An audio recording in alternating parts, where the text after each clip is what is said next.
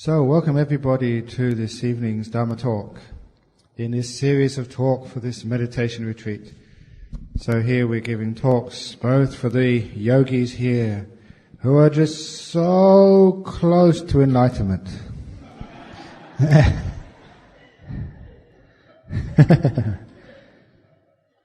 And all those people who come and sit in the back, who are getting off on the peaceful, enlightened energy of all the yogis here. So hopefully you're all enjoying this series of talks. But this evening's talk is a special talk. This is no ordinary talk. This is one of the deep talks about one of the most fundamental insights of the Buddha. No self. And it's wonderful to see so many no-selves here tonight. Listen to my talk. You aren't here. It's like talking to an empty hall. So I don't have to worry about what I say. So this is one of the great teachings of the Buddha on no self. And it comes in all sorts of layers of profundity. Just from the ordinary ideas of non-self and non-identification into the deeper understanding of the nature of who you are. Who are you anyway? Listen, and you might find out. But first of all, when we have the teaching of non-self, it can first of all be on the ordinary level of our daily lives. In the ordinary level of our daily lives, it can solve so many problems in our daily lives. There's so many things, if we could only realize it's no self, that we could actually let go of and be at peace with. We don't have to worry about it. The problem is that each one of us, we have what we call an identity, who we think we are as our identity. And all you yogis coming here, you're going to have an identity crisis. When you find out everything you thought you were is not real. So then you find out exactly who you are and find out what you are. And this is the process of deep meditation. But first of all, I had an identity crisis years ago.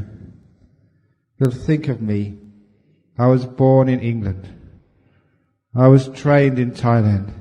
I lived in Australia. And now I'm in Malaysia. I am very confused. Because it's true. I've been here into Malaysia many, many times. And so I've known many of you for a long time. I count you as my friends. So when the plane lands in KLI airport, and you see all these wonderful people waiting for you outside, you think, oh, isn't it wonderful? I'm coming home. And then I go off to Penang, which I'm going in a couple of days. When I see all those devotees in Penang, I think, oh, isn't it great? I feel like I'm coming home. Then after Penang, I go to Singapore. When I see all the devotees in Singapore, I've had such a wonderful time in Singapore, I think, I'm coming home. And then I go off to Thailand, where I spent 9 years in these villages, and I think, oh, I'm coming home.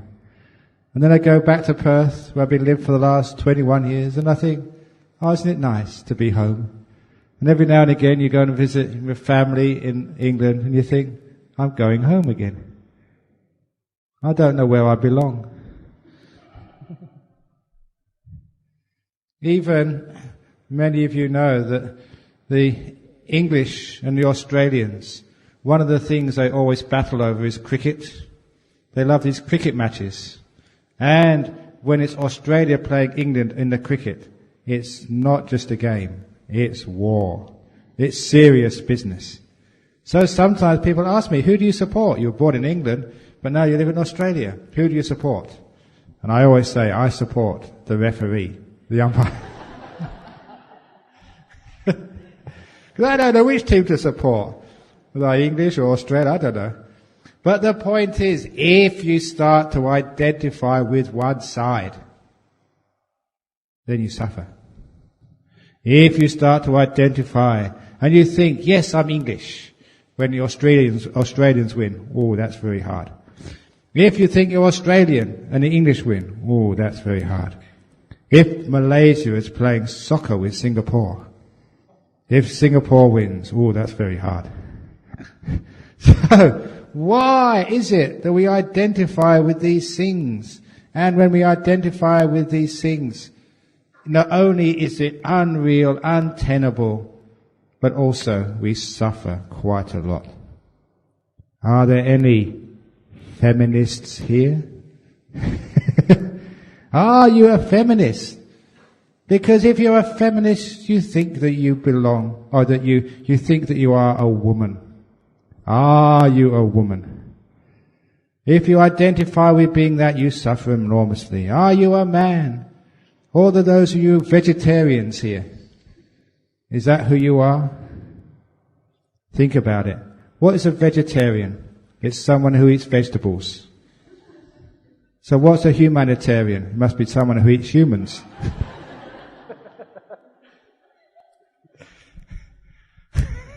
There's a lot of English language. So humanitarian, someone who eats humans. But so the point is that I look at my body. Is my body a male? Is my body English? When you actually look at these things, I cannot really say who my body belongs to. Because for the last, 7 or 8, 9 days or something, I've eaten Malaysian food. So probably most of my cells in my body have been fed by Malaysian food. So does that make me a Malaysian now? Probably my body is mostly Malaysian. If you stay in Australia, if you go and visit my monastery and do a retreat for 1 month in Australia, you've eaten so much Australian food, you must be Australian too, aren't you? What makes you who you are? Is it your body? You know, for many, many years we always thought that our soul, lived in our heart. And then when Dr. Christian Barnard, whatever his name was, did the first heart transplant, it shocked a lot of people because they wondered, actually, if you had a heart transplant, who would you end up being? The original owner of the heart or the new recipient? Which self would dominate? Of course, we all know now that if you get somebody's heart, you're still your old self. But what would happen if we had a brain transplant? If I died and I donated my organs, including my brain, to you, would you end up sort of being able to tell funny stories? Would you be Ajahn Brahm or would you be yourself? Who would you be? Now, it hasn't happened yet, but I will tell you what would happen. You will end up being the same person you were before. Not the brain, but the body. Because you are not your body. And anybody who has got at least a little bit of insight, a little bit of understanding, especially if you look at your past lives. Now that gets very confusing if you remember your past lives. All you girls were probably boys before. All you boys were probably girls. All you people who were Buddhists were probably Christians before. All the Christians were probably Muslims. All the Muslims were probably Buddhists. Who are you? When you look over many, many lives, it gets very, very difficult to identify with being one particular gender or one particular nation. You've been all nations, all genders. You swap roles over many, many lifetimes. The point is that if you can only remember your previous lives, how could you identify with this particular race, this particular gender, or even this particular religion? If you could only remember your past lives, there could be no wars. There could be no conflict anymore. How could you go into war against your brothers and sisters, literally your own flesh and blood? It's only when we identify with being a particular race or nation or religion or gender that we can have all this conflict. So never think of yourself as a Malaysian, a Singaporean, not even a human being. You are just this beautiful mind inside of you, which goes from life to life. You can see that if you develop a bit of depth in your meditation. You are not your body. So if someone comes along and calls you camel face, you ugly camel face, Why do you get upset? You say, that's just my body. That's not me. You know that sometimes, though, people identify with their bodies, just like people identify with their cars. Some people drive a Rolls Royce, and they think they are a Rolls Royce. In other words, they think they get proud, they get arrogant, they get conceited. Look at me. But is the driver the Rolls Royce? Sometimes all you've got is an old beat-up bicycle. Does that mean that you are the bicycle? Sometimes we should differentiate the driver from the vehicle.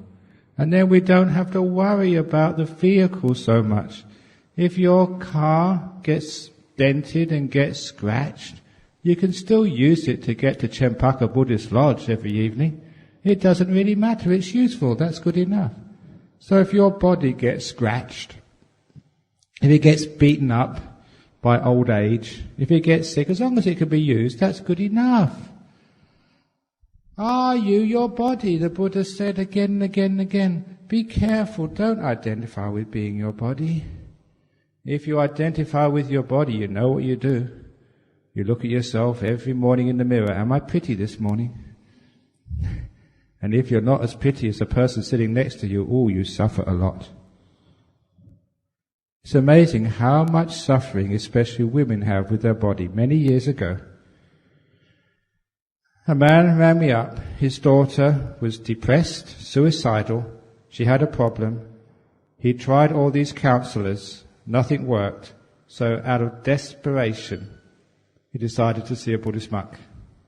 I was the last resort, probably because he ran out of money. You know, monks are cheap.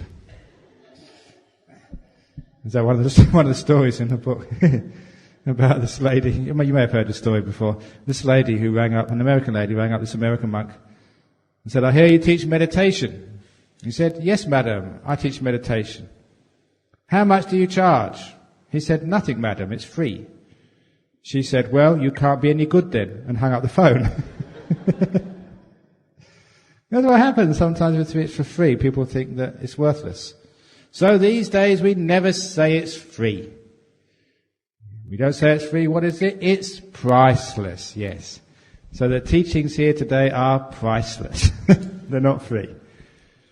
So in this particular case, the man brought his daughter. She's a 14-year-old girl. And the father never told me the problem. So I had to coax it out of this girl. It took me about 25 minutes. She said, what's the problem? Why are you depressed? And finally she let me know. She said, my nose is too big.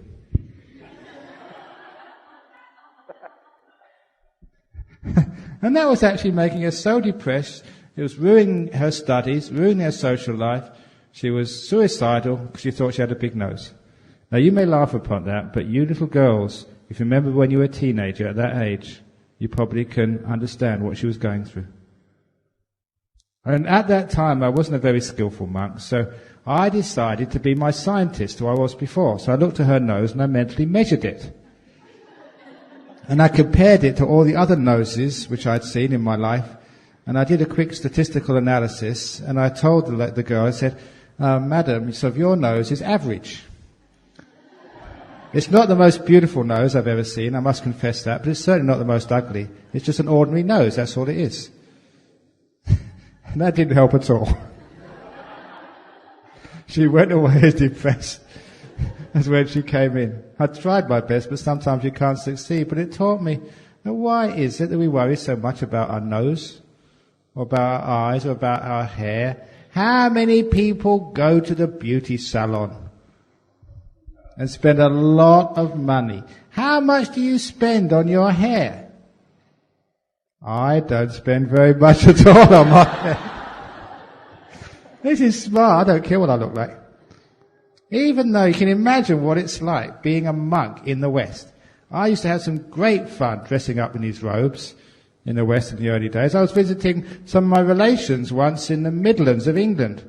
And I was walking down the street with my cousin, and all these people were pointing at me and laughing. I didn't know why until I found out there was a circus in town and I thought I was one of the clowns.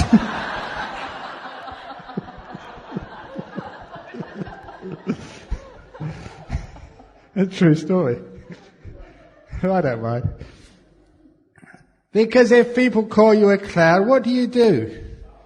You laugh, yes. When the world laughs, you laugh as well. Then no one is ever laughing at you. They're only laughing with you. Now that's a very powerful piece of wisdom. If you make a fool of yourself and everyone starts laughing at you, you laugh as well. Then no one ever laughs at you. They only laugh with you. And the point is, it's only because we have this idea of a self. That I am my body, or I am a monk, or I am this and I am that. If you don't hold on to that idea of a self, then if you've got a big nose, it doesn't really matter, because you are not your nose. You are not your pretty face, or you girls. All you boys never marry a pretty girl. It's true, never marry a pretty girl. Because usually the pretty girls, they don't need to develop their character. They just rely upon their good looks. They can't cook. They're not charming.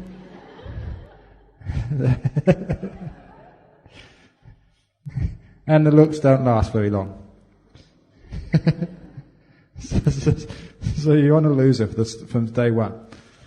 So the point is that why is it that young men, they look at a girl and they like it just because she looks pretty? Because they're marrying a body. They're not marrying a person. If you don't know the idea of non-self, you're going to get in big trouble in life. It's the same with girls. Marry this hunky boy. He may look very strong and fit now, but imagine what he looks like when he's 60 or 70. And you're stuck with him then. So, the thing is, you're not marrying a body, you're marrying a person. So that first of all, that you can't identify with the body as being you. Do you understand that? Do you really understand that? What happens if you go to the doctor and he said, you've got cancer? Are you upset? Why? It's not you haven't got cancer. Your body's got cancer, that's all. Not you. The problem is when we say, I have got cancer, my body's got cancer, I'm dying. That's when you find out if you're attached to this body. Only when it's threatened do you find out. It's like one of my disciples, he went to the doctor, he told him he had cancer. He only had 1 month to live, said the doctor. His disciple, only 1 month to live? That's terrible. I don't think I can pay your bills within 1 month. Okay, I'll give you 2 months to live then. Well, business is business. Well, the point is, it's only the body. It's not you. And it's important to understand a person is different than their body. Because then, if you see a sick body, when you go to a hospital and visit a friend who's sick and who's dying, never talk to the body. As I said the other day, you don't go and say, how are you feeling today? That's what the doctors and nurses say. You talk to the person. Because sometimes the body changes, comes and goes. They're not the body. It's the same when I went to teach in prisons. One of the terrible things in jails was that everyone in a jail thought they were a prisoner, a criminal. And I told them, look, you are not a criminal. You are a person who's done a criminal act. And there's a lot of difference between being a criminal and someone who has done a criminal act. There's this old story in psychology about these two boys who were with their mothers in a supermarket checkout in parallel aisles. One boy dropped a carton of milk, and the milk splashed all over the floor. At about the same time, in the next aisle in the supermarket, another boy dropped a jar of honey, and it went smash on the floor too. The mother of the boy who dropped the milk said, "You stupid child." The mother of the boy who dropped the honey said that was a stupid thing you did. Of the boy who dropped the honey said that was a stupid thing you did. It's a world of difference between those two reactions. One said the whole boy was stupid, but one act made the person. They made literally a self out of that person. They were stupid. The other mother realized there was much more to that boy than that one act. They weren't defined by that act. They were a person who done a stupid thing. Now, psychologically, that's important, incredibly important. If you call a person a criminal, as if that's all they are, there's nothing else. If you say they're a person who's done a criminal act, you're acknowledging there's more to them than just that one or two things which they did. It's one of the reasons why people who commit crimes keep on committing them. It's because they do identify, they make themselves from that act. They literally become criminals. In the jails, I don't know if any of you have visited people in jail, in Australia, they wear a special uniform, like green prison outfit. I think in the US they wear bright orange. Whatever it is, their uniform, their clothes tell them, yes, you are a criminal. The way they're treated tells them they're a criminal. Where they stay tells them they're a criminal. Day after day, every moment of the day, it's reinforced in them they're a criminal. So they do become criminals. As long as they were treated as people. People who have done a criminal act. But people first. The crime second. Then there's an opportunity for them to pay their debts, to rehabilitate themselves, to let go of the criminal part and return to being a person. The way we look at ourselves is important, which is part of the Buddha's teaching of anatta. When we believe that we are this criminal, we actually become the criminal. One of the fundamental stories, which I use very often, I learned when I was a school teacher. It was the example, or the experiment which was done in the UK, it must have been about 40 years ago now. They had streaming in the schools, like Class A, B, C, D, and that sort of stuff. In one school, there were 2 classes of the same year.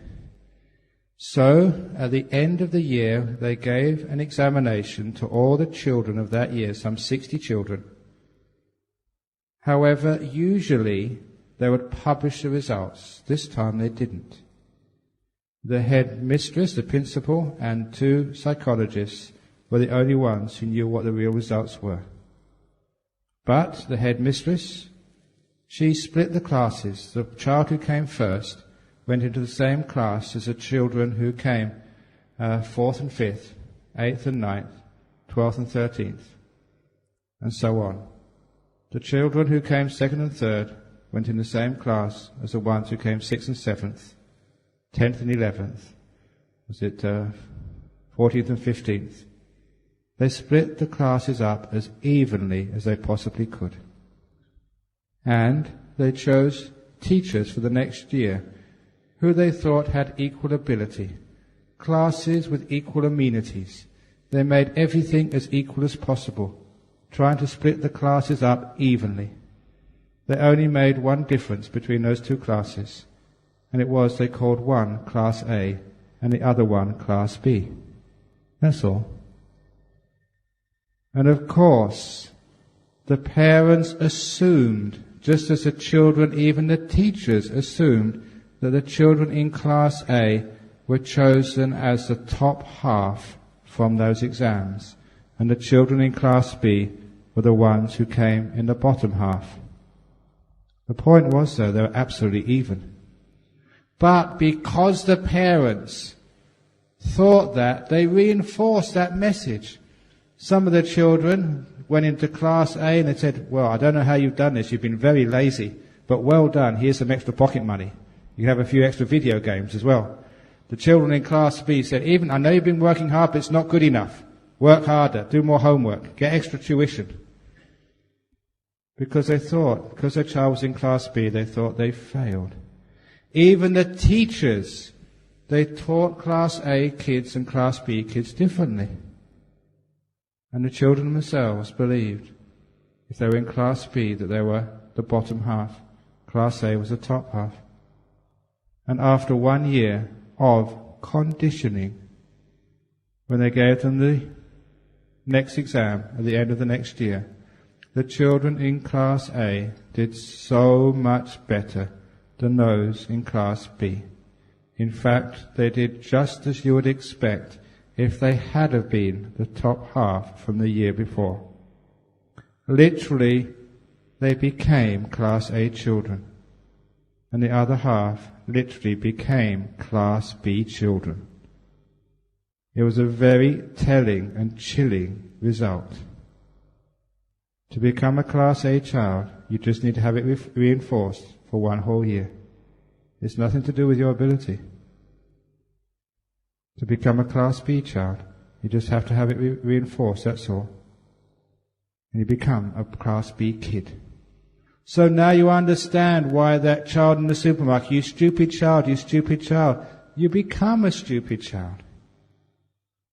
Someone in jail, you criminal, you become a criminal. Or you meditators who think you're a nodder. You're not a nodder, you're a meditator who nods sometimes, otherwise you always become a nodder. So if you say to me, I can't meditate, I say, you are just a person who hasn't meditated yet. So be careful just how we make these selves out of our beliefs. I've got a big nose. If you think like that, you are a big nose person. And no one can tell you otherwise. So be careful how you limit yourselves in life by not understanding anatta. Whatever you've done in your life, you are not that act. If you've done something terrible, if you've abused someone, you are not an abuser. You're a person who's done something terrible, but you are not that terrible act. You're more than that. Now you understand how we can have forgiveness in life. Forgiveness is seeing you much more than that fault we've done in our life. Which means that because you've got much more than that, you can free yourself. How many people get really guilty and they become that guilt so they can't sleep at night? All the time they're thinking about that thing they've done. How can we become free of that? You've actually literally built a self out of that terrible thing. And because you've done that, sometimes you can't sleep. When I was counseling this lady who was dying of cancer, I was counseling her for many weeks. And one day I asked her, she was only about a month or so to go before she died, I said, what's the worst thing you've ever done in your life? And she said, well, I don't know if I can tell you that. I said, come on, tell me. And I said, I wouldn't tell anybody else, but actually I've told thousands of people. I'm sure she wouldn't mind, because it's a great story. So what's the worst thing you've ever done in your whole life? She must have been about 70 years of age. And then she looked at me and said, okay. So once, she said, once I kissed another woman's husband. Is that all? And I thought, if that's the worst thing you've ever done in your whole life, that's not that bad. She only kissed once another woman's husband. And I thought, if that's the worst you've done, that's pretty good. Has anyone else done worse than that? But the point was, because she never told anybody, because she had never confessed, because she hid it in herself, she suffered immensely because of that. It went all out of proportion. That's what sometimes does, where you can make such a big self of these things that can actually cripple our whole lives. It's great telling other people these things, especially telling a monk, because I can use it as blackmail to make funds for my monastery. No, I never do things like that. Never do things like that. But the point is that sometimes, why do we bother with these things? Can't we think we're more than those things? You're more than your body. You're more than your mistakes in life. So exactly who are you? Are you the criminal? Are you the good person? Are you the yogi? Or are you the lay person? Are you the monk? When we let go of those identifications, it's amazing, we can be free. Okay, we've got a big nose, but that's not all that we are. We made a mistake, but we're more than that. We can be free, we can move on, if we know we're much more. In particular, when you realize you're not your body, you will never be afraid of sickness and death again. Your body gets sick, your body may get cancer, but not you. You are more than that cancer. If I'm not right, when you die, you can come and send your ghost to me and haunt me and say, Ajahn Brahm, you were wrong. And I say, no, I'm not. The point is that why do we worry so much about this body? You are not your possessions. You are not these things, but sometimes people think they are these possessions. They get very worried that the possessions are being taken away from them, especially when you die. So I say all fear is when we attach, which means there's a self in here, thinking that those things define you. Every now and again, being a monk, I meet some very interesting people. On this one occasion, I was giving a meditation class in Sydney. This meditation class was in a very, very expensive part of Sydney. I think it was in Double Bay. And as I was giving the talk, this lady was actually looking at me. She was leering at me. Hey, she was saying with her eyes. I thought, what's she on about? So I just carried on just giving a talk. And afterwards she got very upset at me. And the reason was that she was actually a famous television star. Everybody in Australia knew her, except me, because I don't watch TV. And she was so upset that I never recognized her. When you become famous, it's like that. People get very, very upset if you don't recognize them. This was a true story. It was recorded in the newspaper. The first George Bush, when he went to England, for the first time after he'd been elected as President of the United States, he went to a cocktail party or some reception in London, and this woman came up to him, said hello, and said, "Who are you?" He said, "I'm George Bush, the President of the United States." He said, "Oh, come on." "But I am." "Oh, no, you're not. Don't give me that." And he was. He got very upset. Because that's called pride. When we attach to thinking we are the President of the United States, or we are the beautiful woman, or we are the great monk, or we are whatever. You're not those things. Those are temporary roles we play. So at the very least, can we let go of these things? When you stop trying to make this self, this personality, this person who you think you are, then actually you can be somebody different. You can make a mistake every now and again. Why is it that we hide our mistakes? We don't allow ourselves to make mistakes. We're afraid of mistakes. It's because of pride. We think, I'm the person who doesn't make mistakes. In my monastery we have a rule. It's allowable to make mistakes.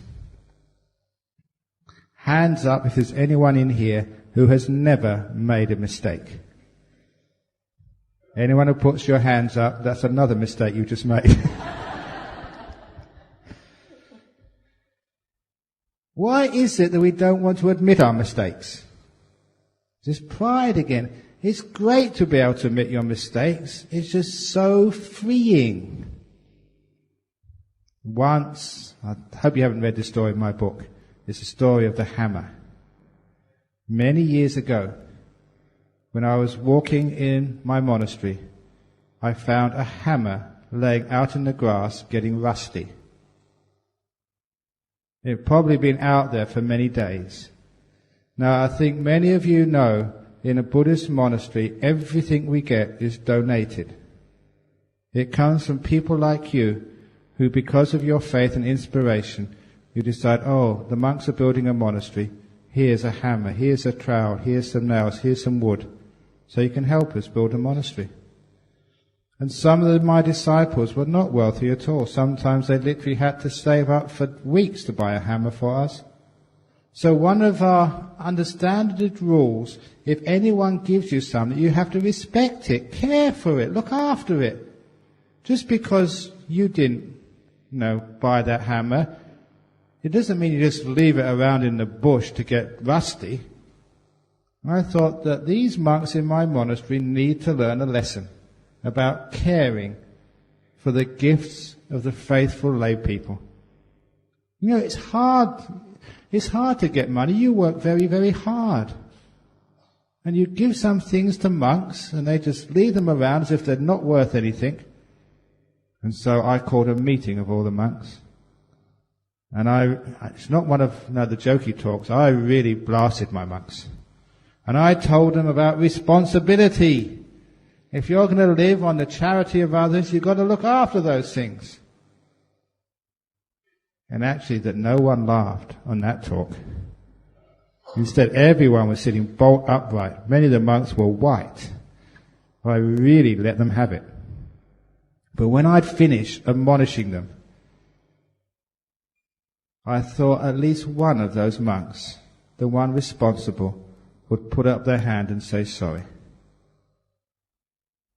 I thought maybe I'd admonished them too hard and they were afraid. But I thought, no, that's no excuse. And I left that hall despondent. I'd lost my faith in my fellow monks. Why couldn't the perpetrator, confess? I wouldn't have done anything wrong. I told them off, but at least they confessed. I'd have forgiven them. But the fact they never did confess, that's what really hurt. You thought at least out of trust and faith that somebody would actually own up.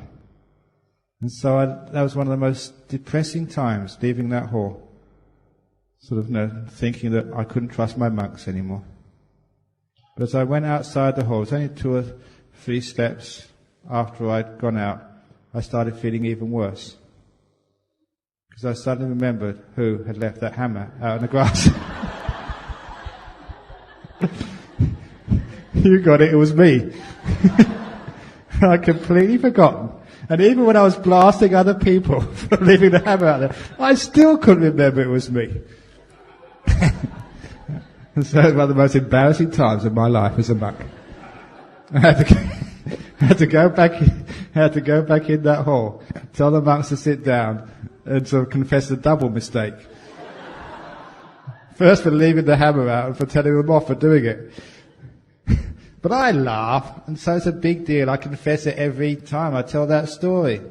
I made a mistake. Isn't it wonderful to confess it and have it out in the open? You feel so free. The point is, there's nothing wrong with making mistakes. Don't be so proud. If you made a mistake to your wife, tell her. If a wife made a mistake to the husband, tell her and ask for forgiveness. Sorry, don't be proud. Don't have this ego business. If you have an ego business, you always get into trouble. There was this doctor in Australia some years ago. Doctors in Australia earn a lot of money. The specialists, maybe 10 or 15 minutes consultation, I don't know how many, $1,000 or something. Incredible amount of money. Because there's only few of them. So sometimes they don't know how to spend their money. So this doctor bought this huge, big, powerful Ferrari in Sydney. It's a waste of time having a powerful sports car if you can't drive it fast. And the problem is that in the cities, just like probably in PJKL, there's too many policemen. So the only thing he could do was, one of the nice things about Australia, there's many open areas in the country, and there are very few policemen out there. So he drove very carefully outside of the metropolitan areas, outside of the suburbs. And when he was in the open countryside, he put his foot on the accelerator and roared the engine, and he started speeding, way above the speed limits. But hey, he'd earned this car. He was having fun, and why not? But as he was speeding around making all this terrible noise in this quiet countryside, he spied a farmer out the side of his eye. And the farmer shouted at him, "Pig!" And he thought, who's he to call me a pig? I've got a right to drive. It's a free country. So he turned around and shouted back at the farmer, "Who are you calling a pig?" In those few seconds, he drove into a pig in the middle of the road. In the middle of the road. That's right. The farmer was being kind, shouting out, "Pig!" in the road. But because of his pride and ego, he thought that he was the pig. He wrecked his car and spent many weeks in hospital. All because of his pride. Similar thing happened to me, but not quite as bad. I wasn't driving a Ferrari. That's not what I was with, but I was with my mother once. In Ealing Broadway in London, she was taking me to the railway station to go to actually an appointment. It was a Saturday afternoon, many people in this busy shopping centres, and as I was walking along the road, somebody shouted out at me, "Hare Krishna, Hare Krishna." Now sometimes in the West that's a term of abuse for a Buddhist monk, because they think they're all just Hare Krishnas. And because my mother was with me, I decided to be assertive. I decided, look, I'm fed up with being mistaken as Hare Krishnas. So I went up to this guy who was wearing a beanie and wearing this jacket, and I said, "Sir, look, I am not Hare Krishna. I'm a Buddhist monk and you should know better." And then he took off his beanie and said, "I know that you're a Buddhist monk." He had this little ponytail. "I'm the Hare Krishna. Hare Krishna, Hare Krishna." And why do these things always happen to you when your mother is right beside you? Oh, I'm so embarrassed. It's really unfair. But the point is, if you don't have an ego, you don't get embarrassed. I was embarrassed. I had an ego then. So the point of the story is that it's all because of our sense of self. Number one, you aren't your body, so forget about getting old, getting ugly and dying. It's okay. It's not you getting old, ugly and dying. It's your body. And that's only a temporary home for you. You're just renting it, just like a rent-a-car. If you crash, doesn't matter, just hand it in, you get another one next week. You are not your success or failure. If you make a mistake, that's not you, so forget about it. If you fail once, never think you're a Class B person. If you are, you'll never be able to succeed in life at all. Don't believe your mistakes. In other words, don't take them as you. And if you can do just that much, you'll have a lot of happiness in life. But that's not the whole of the Buddha's teachings of anatta, because now I'm going to go much deeper. Yesterday, I was starting to talk about seeing things as they truly are. Now I'm going to give you an exercise, a teaching which I haven't done yet here. I want you to watch your mind as we go through this exercise. I hold up the nearest thing to me and I ask you, what is this? What is it? Anyone got an idea? A cup? What else is it? Yeah, what else can you see? Anything else? What else is it? Porcelain, anything else? Yeah? Keep on looking. Okay, I've done enough now. Now the point is, when I first held this up, when I said, what is it? You all thought maybe cup. But because I asked you to keep on looking, you started to see something more. Porcelain or white. In fact, the longer you looked, the more you saw. This is what we mean by insight. This is not just cup. That's the first word which comes into your mind. It is much, much, much more than that. Who is this? Anyone who says it's Ajahn Brahm is much, much more than this, than Ajahn Brahm. That is just the name, the label. Too often, when we actually look at something and we say cup, all we're doing is repeating what we were taught at school by your kindergarten teacher or teacher in grade 1 when they pointed at the book, mummy, daddy, tree, house, car. But it's much more than that. When you hold up a cup and you look at it, the longer you look, the more you see. After you get rid of the superficial perceptions, cup, mug, porcelain, then the mind is free to look deeper and to see deeper into the reality of this. In fact, the longer you look, the more you see, the more you uncover. There was a professor in Harvard at the turn of the century. He was a famous, what's called a polymath. A polymath is someone who hasn't just got expertise in one subject, but many, many subjects. He was advertising in the university for more research assistants. And there's one young man who later wrote the biography of this professor, volunteered and was given a test to see if he had what it took to be an assistant to this great professor's research projects.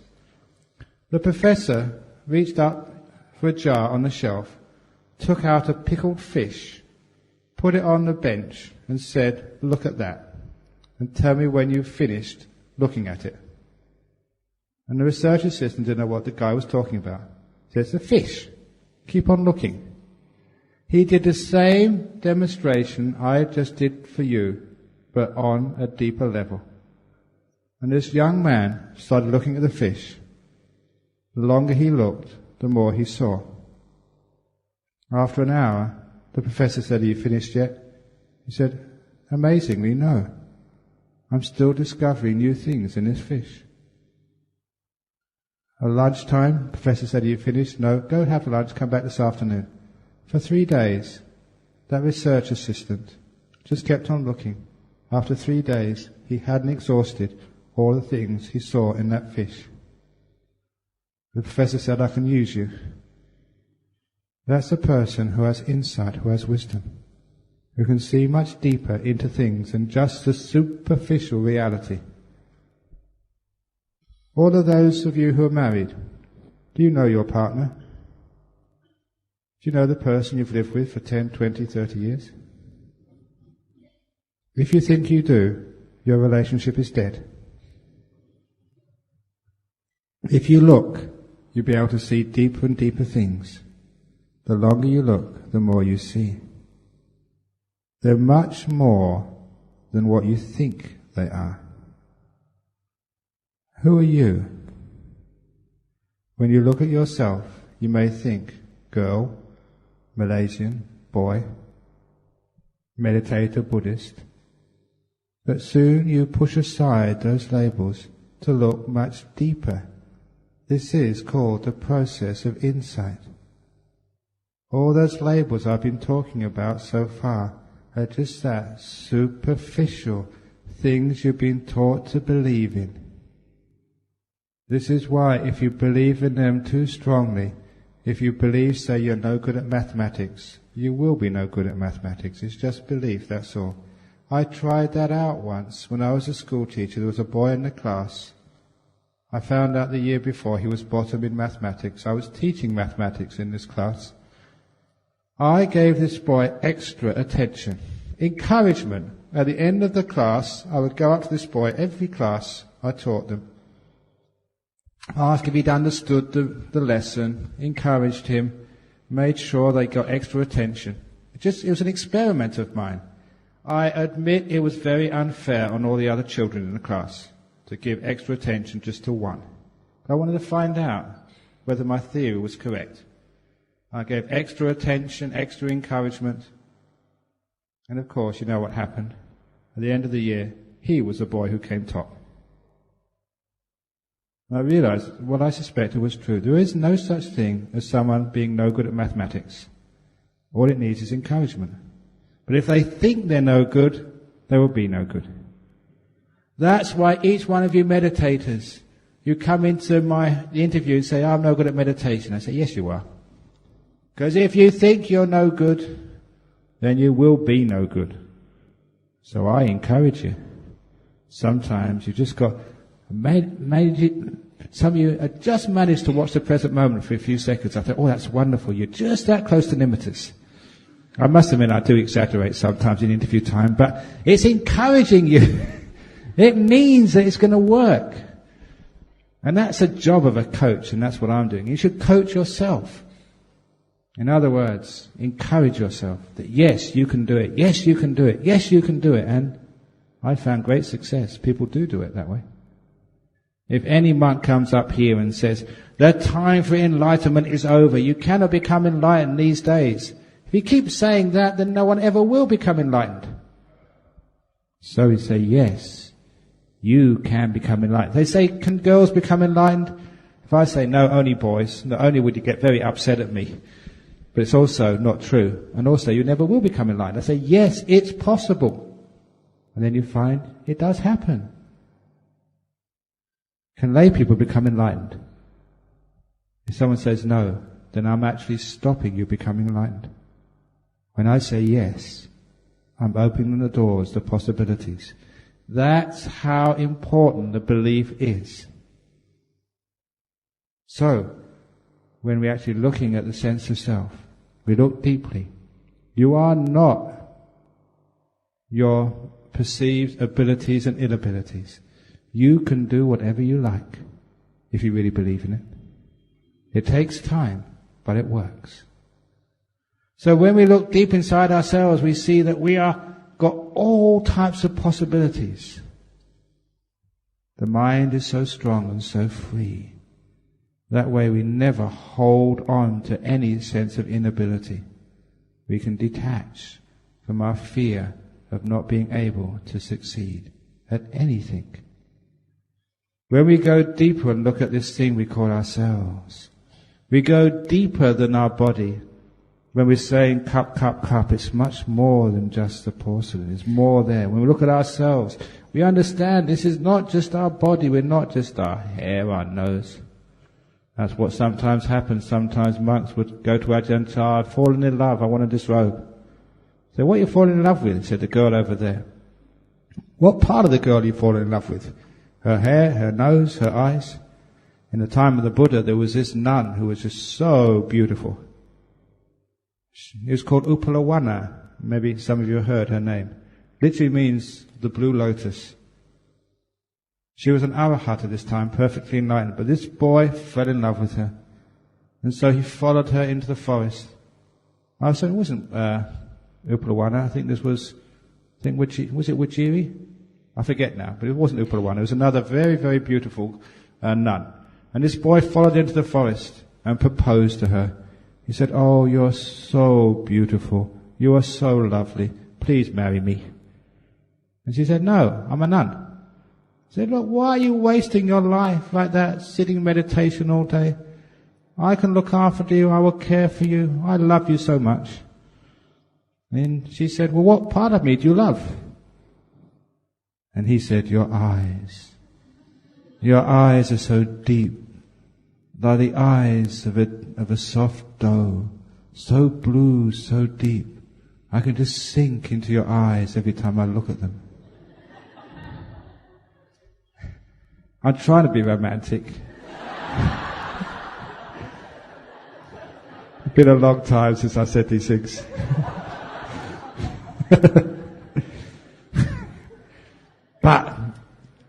But the nun said, it's my eyes you like, are they? So she put her finger in her eye socket, pulled one out and gave it to him. Here you go. You can marry this. And he went, what have you done? And as soon as she was a woman without one eye, he didn't love her anymore. And that was this wonderful story in the suttas about what do you fall in love with? Is it the eye? If you love someone's eyes, then you can take it out, give it to you, leave you alone. If they love your hair, you can cut it off and give it to them as a wig. So, you are not the body. So, that's why Ajahn Chah used to say, look, what are you falling in love with anyway? Sometimes when people fall in love, they say, oh, I love everything about you, my dear. You know this story coming next? That one, yeah, it's one of Ajahn Chah's favourites, because I was there at the time. You may have heard this one, but I can't resist telling it. As Ajahn Chah was in the front passenger seat of the car, as the driver taking him into, I think it was going to the station, I was in the back with this young American novice called Gary. And there was our translator, who was an American monk who spoke perfect Thai. And then halfway on the journey, Ajahn Chah turned round at this young American novice, looked him in the eye and said to the translator, "You're thinking about your girlfriend, aren't you?" He was only recently ordained. And his jaw dropped almost to the floor. Ajahn Chah was reading his mind. He was thinking about his girlfriend. And when your teacher turns around and says that, it really hits you where it hurts. And Ajahn Chah looked at him with compassion. He said, "Never mind, we can help you."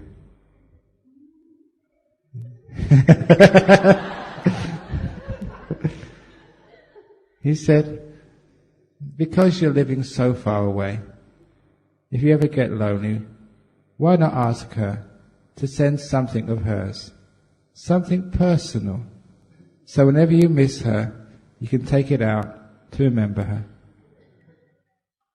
And he said, "Is that allowable?" And Ajahn Chah said, "Yes, it's allowable, you can do that." And he thought, Ajahn Chah understands romance. That turned out to be a fatal mistake. Because what Ajahn Chah said next took the translator many minutes. I can still picture him now laughing his head off in the car. Because what he said, Ajahn Chah says this: next time you write to her, ask her for something personal, so you can always remember her when you feel lonely. Ask her to send you a bottle of her shit. Whenever you miss her, take the bottle out, open the cap. My love.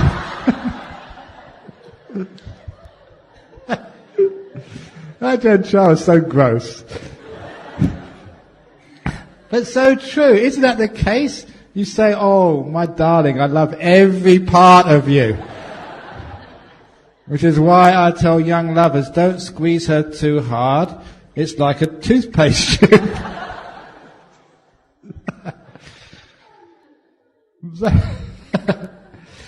So be careful. So you're not your body, for goodness sake. So there must be something much more than that. So who are you?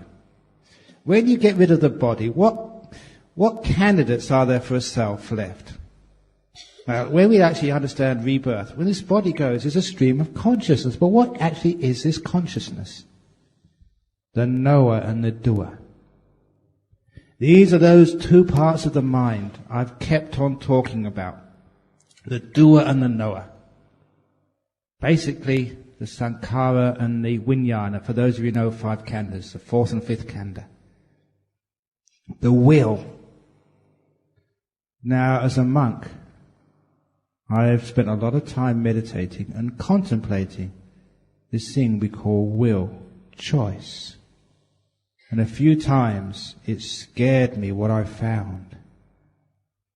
Once I'd given a talk at Perth the previous night. The following morning I was just rummaging around the library.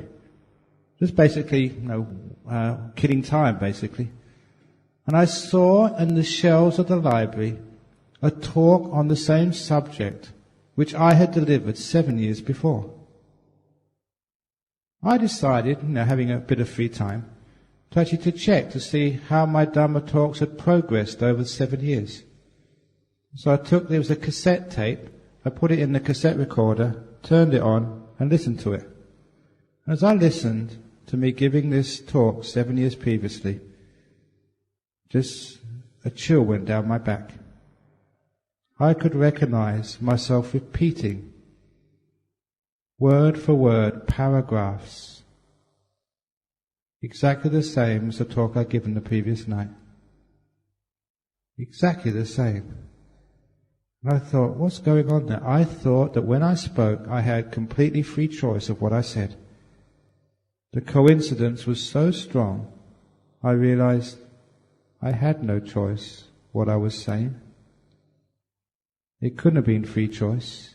Otherwise it would not have been the same.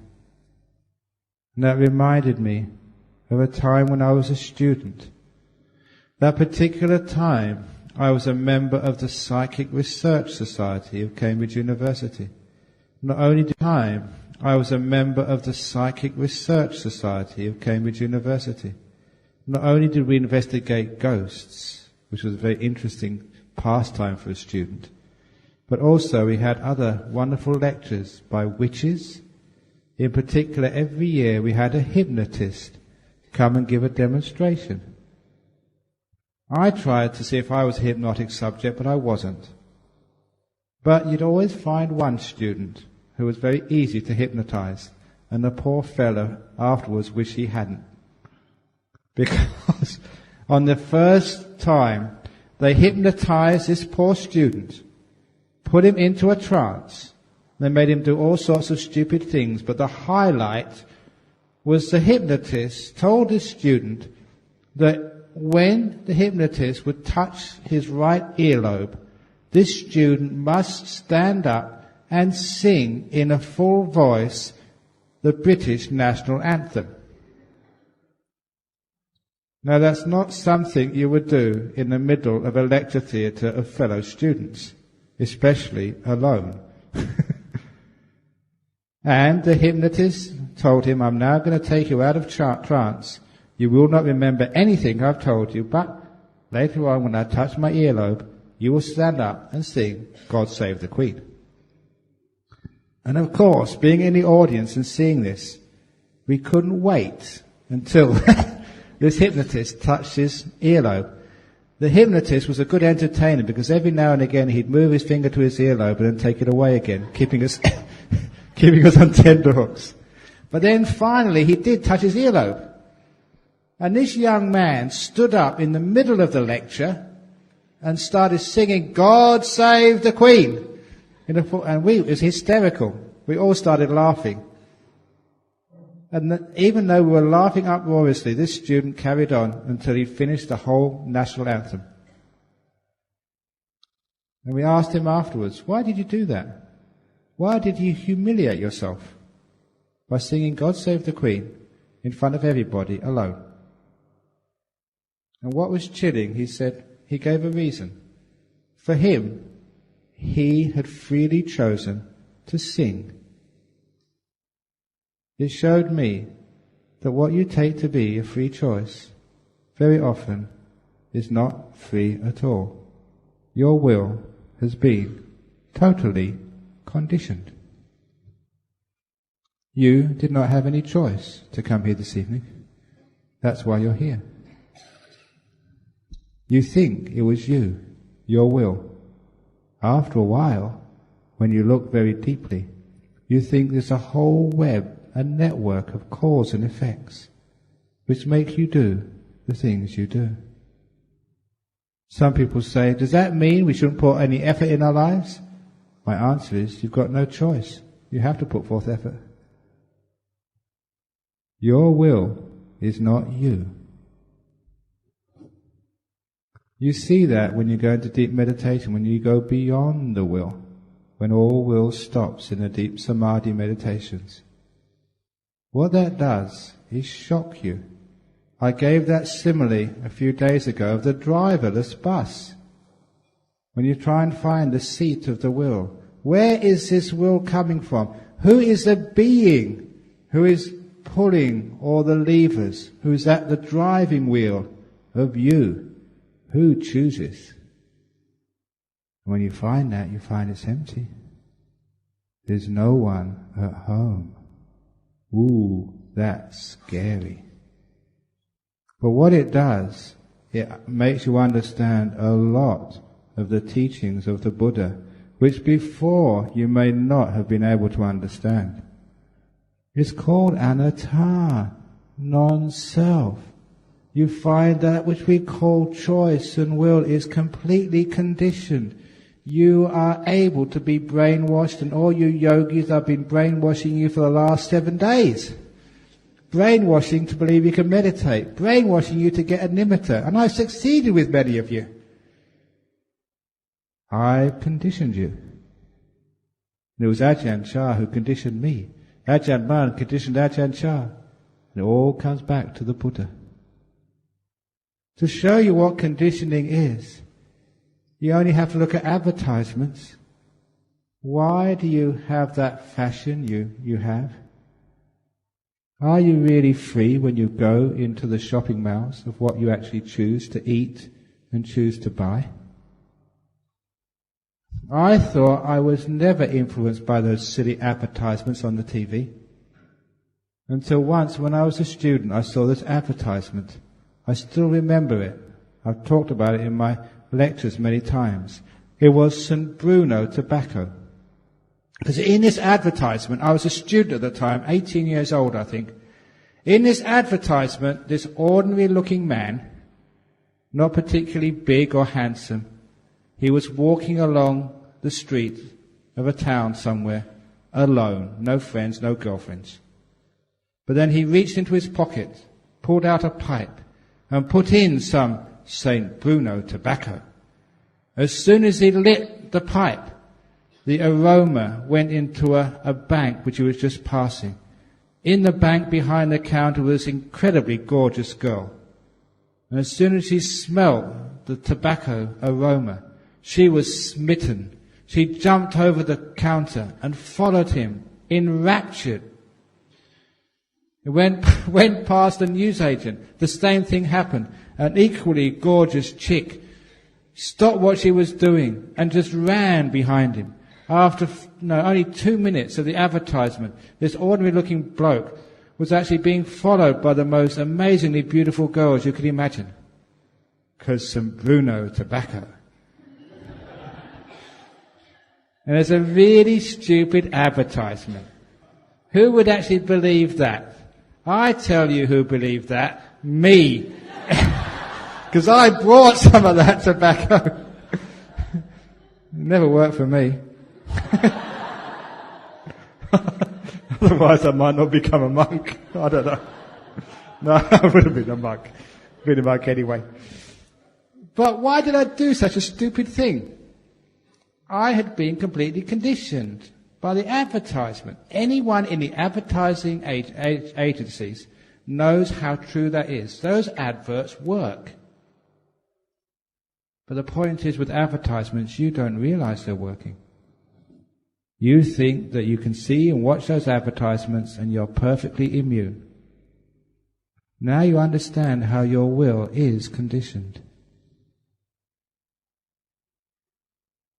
You are not the person choosing.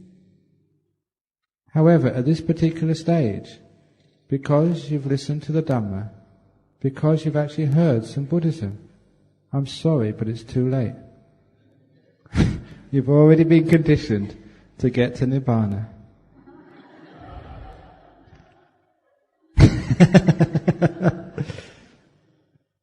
Because once those ideas are in there, you start talking about jhanas and nibbanas, you've got a little taste of those things, you can't forget those things. That's why some people ask you, this is a deep teaching which comes from the realization of non-self, you are not the one who makes these choices. They say, can an arahat decide to come back? Can even a stream winner decide to have more than 7 lifetimes so they can come back and help others? The point is, there is no choice. Can't happen. You think, why can't it happen? When you understand what choice is, what will is, it becomes impossible. It's not up to you. You are part of a process, a natural process which happens whether you will it or not. You are just like a flower. When it comes the time for you to bloom, you bloom. The flower never decides, I'm going to put it off till tomorrow, or I'm going to bloom today. When the nature tells it to bloom, it blooms.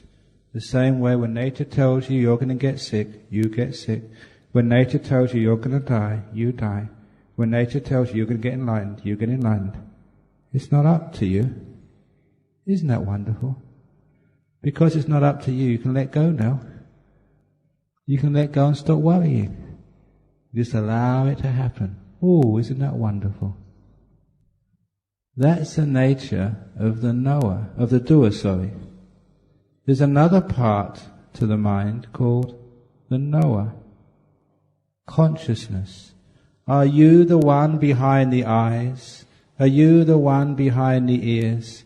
Are you the one behind the mind, the one who knows? In deep meditation we look upon that knower, and as we look more deeply, like looking at the cup, we see it more and more depth until we understand what it truly is. Sometimes it's like looking at a beach. When you look at a beach, this whole stretch of sand, it looks continuous. That's because you're not looking closely enough. It's the same when you look at your conscious experience. It looks like it's continuous, that you have been conscious, aware all day, without a break. But when you look closer at the sand on the beach, you find it's made up of particles of silica.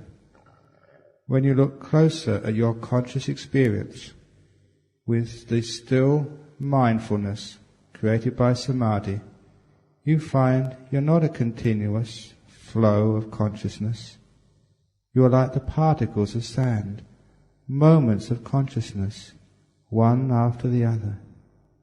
If you look even closer, you can see those particles of sand are not even touching. There's a space between them, a gap. If you look even closer, you can see there's gaps in your moments of consciousness, with nothing passing from one moment to the next. You see that consciousness is just a flow, that's all. Nothing there. Emptiness. You aren't even the knower, let alone the doer. That is the last citadel of the self, of the illusion, to see you're not the one who knows, you're not the one who does, but this is a process which goes on every moment of the day, which goes on from day to day, which goes on from year to year, which even goes on from life to life. A process. If you want to investigate that process more fully, you can look upon the Buddha's teaching of dependent origination. That's exactly what it is. Dependent origination was defining the process. But you can know it for that much. All your moments of consciousness are discrete, particular, like pieces of sand, with nothing going from one moment to the next. That's called truth, Dhamma. If you see that when there's no one in there, here, then you become enlightened. Then you can really let go. Why can you let go? Because there's no one in here doing anything. That's why you can let go. The Buddha often said, when there's a sense of self, there's a sense of ownership. That's what the self does. Big egos do a lot. Big egos own a lot. That's why the biggest egos want to own countries and become presidents of the United States. The big ego, because that's what an ego does. It exerts power and ownership over what it thinks it owns. What do you own? You don't even own your body. What do you own? You don't even own your mind. Then we can let our body go, we can let our mind go. Isn't that wonderful? Scary for some, wonderful for others. I'll finish off with one of my favourite stories. Many years ago, when I was a young monk in Thailand, not so much a young monk, maybe 7 or 8 years as a monk, my teacher Ajahn Chah was getting sick. Eventually he was very sick and went into a coma which lasted for many years before he died. But this particular occasion, because he was sick, the Western monks in this monastery close to Ajahn Chah's monastery decided we would build him a sauna. The saunas were actually allowed in monasteries from the early days. We were going to build a sauna for 2 reasons. Number 1 was actually to look after our teacher, to increase his health. But number 2, and I must admit probably the most important reason, was as an opportunity to get our teacher to visit once a week. Because when he visited, he'd always give a Dhamma talk. So by building a sauna, we were guaranteed one Dharma talk by Ajahn Chah every week. And that made it very worth it. So he would come every week to give a Dharma talk, and we'd look after him in the sauna afterwards. On this particular occasion, Ajahn Chah gave this amazing Dhamma talk.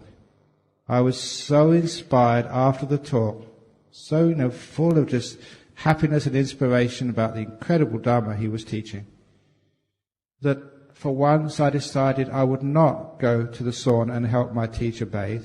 There were other monks who could do that. I decided to go around the back of the hall and meditate, because I was just so peaceful, so inspired. So I went to the back of the hall, and as usually happens if you've heard a good talk, you get so much inspiration. I got a wonderful deep meditation. Really blissful, really still. When the meditation finished and I opened my eyes, the first thought which came up was, I wonder if my teacher, Ajahn Chah, is still in the sauna. Perhaps I can do some service for him. So I got up and started walking to where the sauna was in the monastery. I found I was too late. Ajahn Chah had finished his sauna, was already dressed, because I met him coming in the opposite direction. He was coming with 2 Thai men on the way to his car to go back to the monastery. So we were about to cross on the path. Ajahn Chah and his 2 Thai men and me coming alone in the opposite direction. Whenever you meet a great monk like Ajahn Chah, you've got to be very careful, because he can read your mind. And this was one occasion when he did read my mind. You could tell the way he looked was penetrating. You could feel that he was going right into you. He quickly saw I'd had a very deep meditation. That's why he started reading my mind. He suspected it by my smile. And he saw I'd had a very powerful deep meditation. So he decided to try and enlighten me. One of those marvelous occasions with your teacher. He saw you had the samadhi, he just needed to get the right trigger to enlighten me. So he looked me deeply in the eye. And he said, Brahmavamso. He caught me. And he asked me this amazing question. He said, Brahmavamso, why? He asked me the question, why? Probably the deepest question you can ever ask anybody. And I answered without hesitation, I don't know. Because I was a stupid young monk. I didn't know what he was on about. What do you mean the question why? And he laughed, like a great teacher does. He thought it was very funny that all his Western students who got all these great degrees from big universities were more stupid than a buffalo.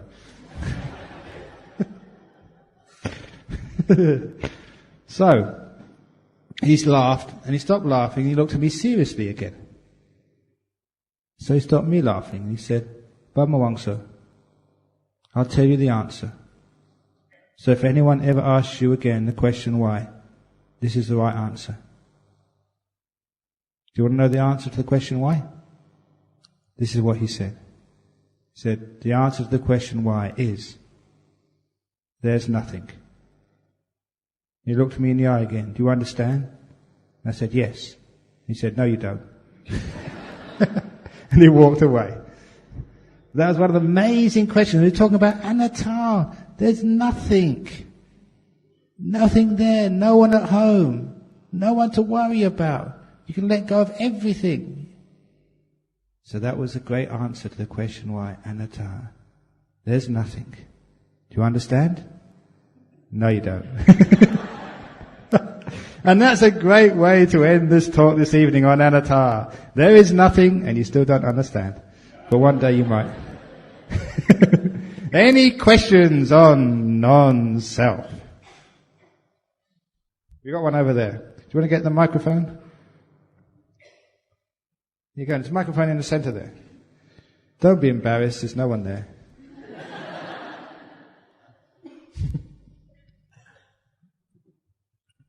Ajahn, can you please explain further the process in the law of dependent origination? More independent origination. Okay, I'm going to sum it up very briefly, because there's 2 halves to dependent origination. For those of you who know this, It's like delusion.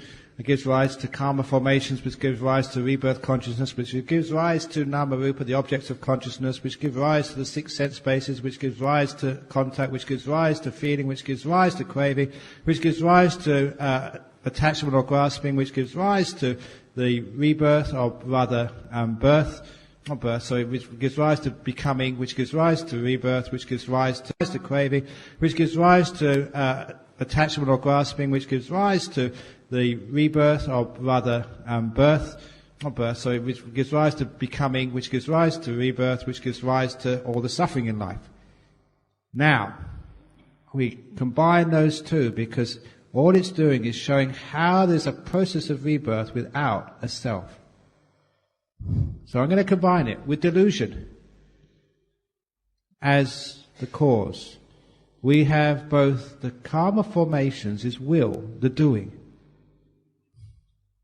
but also the karma created by craving and attachment. From craving plus will, we get the process of rebirth. In the same way, if you say want to go to New York, the only way to get to New York is, number 1, have the will to get there. You want to get there. And number 2, have the means to get there. The passport, the visa, the air ticket. In the same way, if you want to get reborn somewhere, you have to want to get reborn and have the means to get reborn. The will plus the craving. The will plus the karma. The craving plus the karma. The karma is your air ticket. The will is your craving, your desire. That is what creates the rebirth. That's what creates the process to will and to have the karma to achieve what you want. There are some of my disciples in Perth who have told me they want to get reborn as a cat. What do you want to be reborn as an animal for? They say, I've looked at cats in Perth. They do not need to go to work on a Monday morning. They can sleep around all day, and they get fed the most delicious of food without having to work for it. They don't have to worry about a mortgage. They don't have to worry about anything. I said, be careful. Most of the cats in Australia go to the vet for an operation which you might not agree with. But be careful, if people want to get reborn as a cat, they probably will do. So what do you want to get reborn as? If you have the karma and the will, that is what happens. So because of that, you understand what the process of rebirth is, this will and this craving. There was an interesting article I read some years ago, and it actually indicates a very important corollary of dependent origination and Darwin's theory of evolution. Because sometimes some people, like Christians, would say, look, evolution, Darwin's theory, just cannot work. Because things mutate by chance. There hasn't been enough time for chance to work. But it's not chance which creates evolution, which creates mutations in species. It's craving. It's craving, which the Buddha said is the most important thing, which keeps the evolution mutations happening. And what made that very clear, it's not just independent origination, what made it very clear was an article I read, which is a fascinating little piece of science, from England. As you may remember, there was a British Prime Minister called Margaret Thatcher. One of the things which she did was to close down many uneconomical coal mines in Britain. One of the mines she closed down was a pit which was very close to the town of Swansea in South Wales. In fact, the pit was actually right next to the suburbs. When she closed down the pit, she fenced it off, but there were still people who get in there. In particular, people would use, there's a very terrible thing they did. They used the pit for the following purpose. if their pet cats had too many kittens and they couldn't give the kittens away, they would throw the kittens down the mine shaft, just to dispose of them. A terrible thing, which some people did, but it got common. Many people threw their little kittens down the shaft to get rid of them. But you know that when little babies, when they fall from big heights, sometimes they don't die. Little kittens are incredibly agile and soft.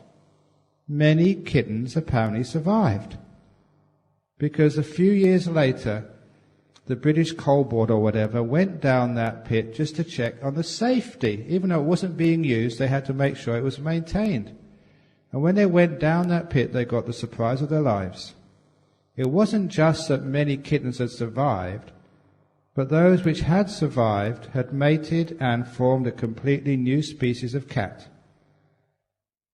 with big ears. I remember seeing a photograph, this huge cat with big ears, and they were blind. And because they knew that could only have started happening when the pit was closed, which they, was only in 1980 something or whatever it was, or 70, well, I forget when Margaret Thatcher closed the pits, and maybe 10 or 15 years, had a whole new species with big ears and blind, because in the darkness underground, you don't need eyes anymore, you can't see anything anyway, so they all were blind.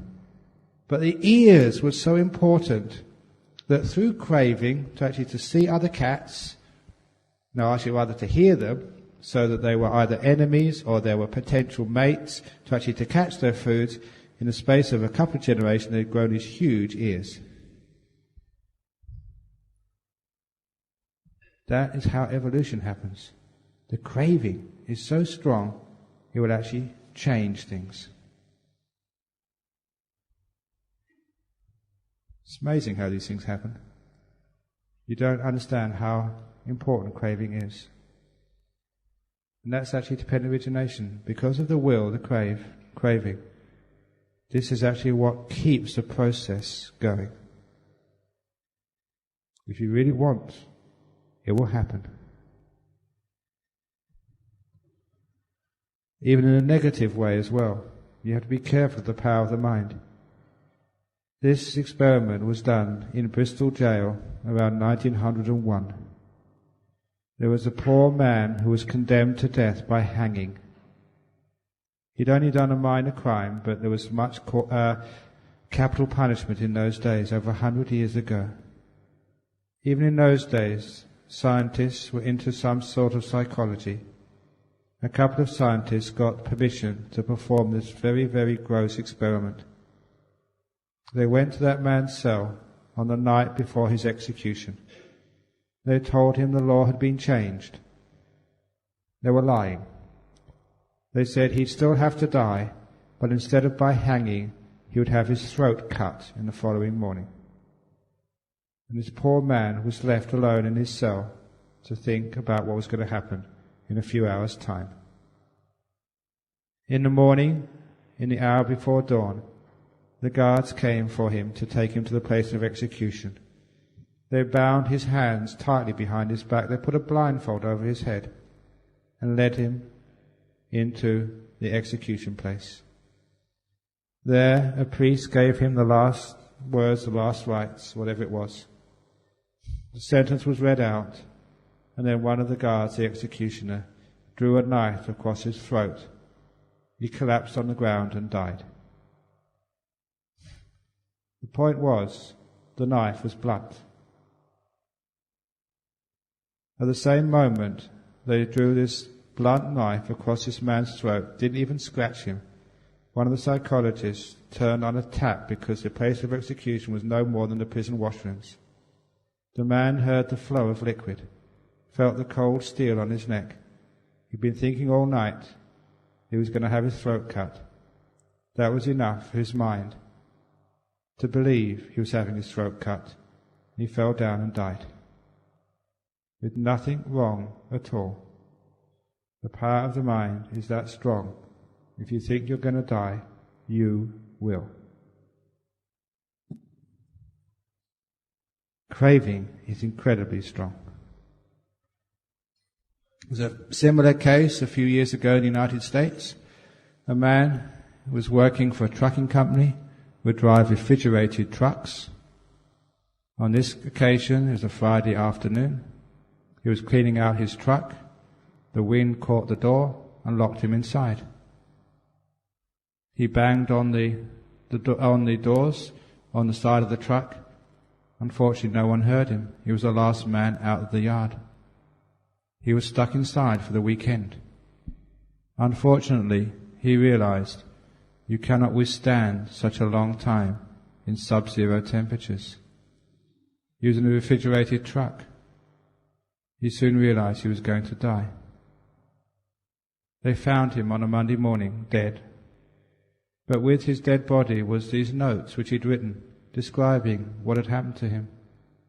He realized very soon that he was stuck in there and could not withstand sub-zero temperatures.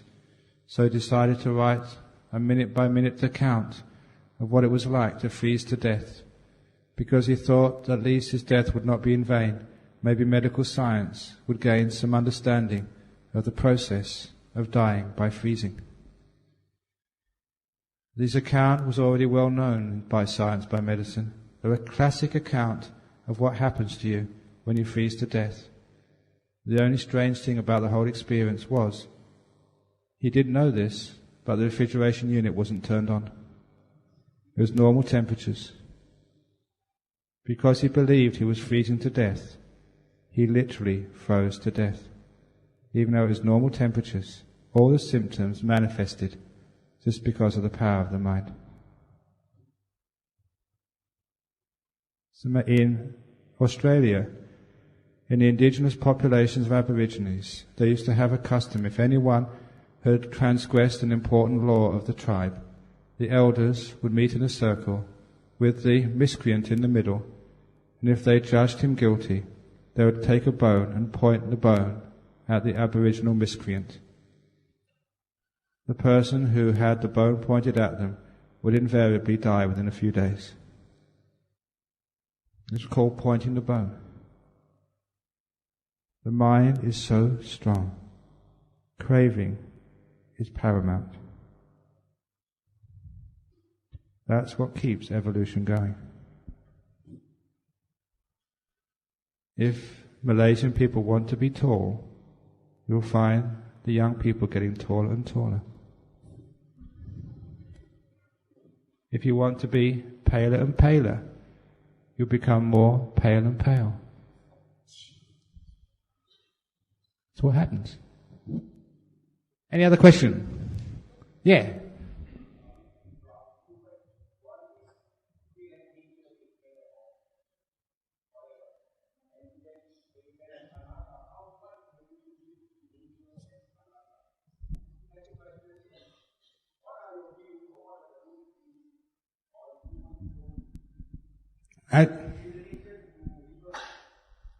Okay, you're saying nature and anatta. So anatta is part of nature. It's just understanding the truth, the nature of things.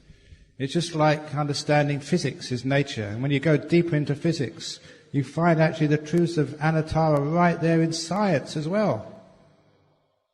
Which is wonderful that so many people, many scientists have actually shown. They had this amazing experiment which was done by Professor Libet, L-I-B-E-T, got the name right. He did this experiment because they managed to find with magnetic resonance scans of the brain what they call the readiness potential. What this is actually is when you're about to do something, the part of the brain becomes bright under magnetic resonance. So you can actually see when you want to do something. When the brain starts the process of doing, or when the process of doing is started. So Professor Libet had his students do a simple exercise, just flexing your wrist. With the other finger, they had a little button. When they decided to flex their wrist around them, they press a button. So what he was doing, he was a very clever scientist. He managed to account for reaction times. He wanted to find out what actually started first. The will to move, the student's perception of their will Because you know when you decide to do something. It's very clear that now I decide. They could press the button at that point when they decide to flex their wrist. So which happened first? The moment of their will, or what they thought was their will, or the readiness potential in the brain. Having done this very simple experiment thousands of times, he found out the very striking and unexpected conclusion: the brain turns on first before you have conscious will. By the time you have conscious will, by the time you think you're deciding to shake your head, it's a process which has already started, which cannot be stopped. Benjamin Libet, L-I-B-E-T. Fascinating piece of science, proving what the Buddha said. What you take to be will and choice, by the time you see it happen, you can't stop it. It's already happening. It's not the originator of the process. The brain's already turned on, and will happens next. Doesn't make sense when you think about the ordinary idea of choice. It does to any psychologist. So that's nature. The natural truth is anatta. Scientists can see that. As far as cloning is concerned, I think cloning would be a great idea, because I like to clone one of me to stay in Chempaka Buddhist Lodge, one of me can go to Singapore, one of me can stay at my monastery, and the other me can have a nice time in a cave somewhere in the Himalayas. That would be the real me. But people sometimes misunderstand about clones. If you cloned me, even the clone would not necessarily look like me. I don't know if you saw this piece of science. I always keep up on the science because it's great, because it gets rid of a lot of false opinions. They cloned a cat. I think it was done in Britain. They got a cat, they got some of the genetic material, and they cloned a cat, another cat from that cat. The second cat, guess what it was called? It was named Copycat. Scientists do have a sense of humour.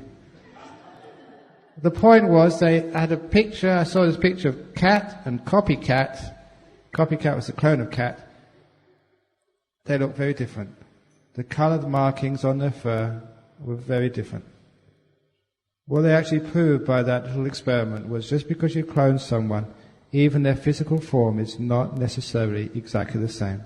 You can tell physical differences from them, let alone mental differences. But the point is, if you clone another person, it's just like cloning a car. Every Hyundai is a clone of the other one. Every Mercedes is cloned. They look the same if it's the same model, but they don't drive the same. It depends upon the person behind the wheel. In the same way, if you clone a body, it may be the same genetic material, but it's the person behind the wheel. In other words, the stream of consciousness which has come from a previous life, with their karma, that makes a difference. So if you're cloning somebody, it just doesn't really matter. It's just creating another body, that's all. Another vehicle for the stream of consciousness to take birth into. That's all. So in Buddhism there's nothing wrong with it at all. You can clone as much as you like, but you just get people looking the same, or maybe not quite the same, but they can be completely different people. Does that answer your question? Yeah. Question over here. Please come up.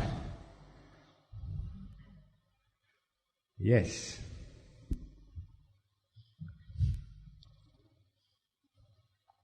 Yeah, Ajahn, this question is from one of the ladies, Yogi.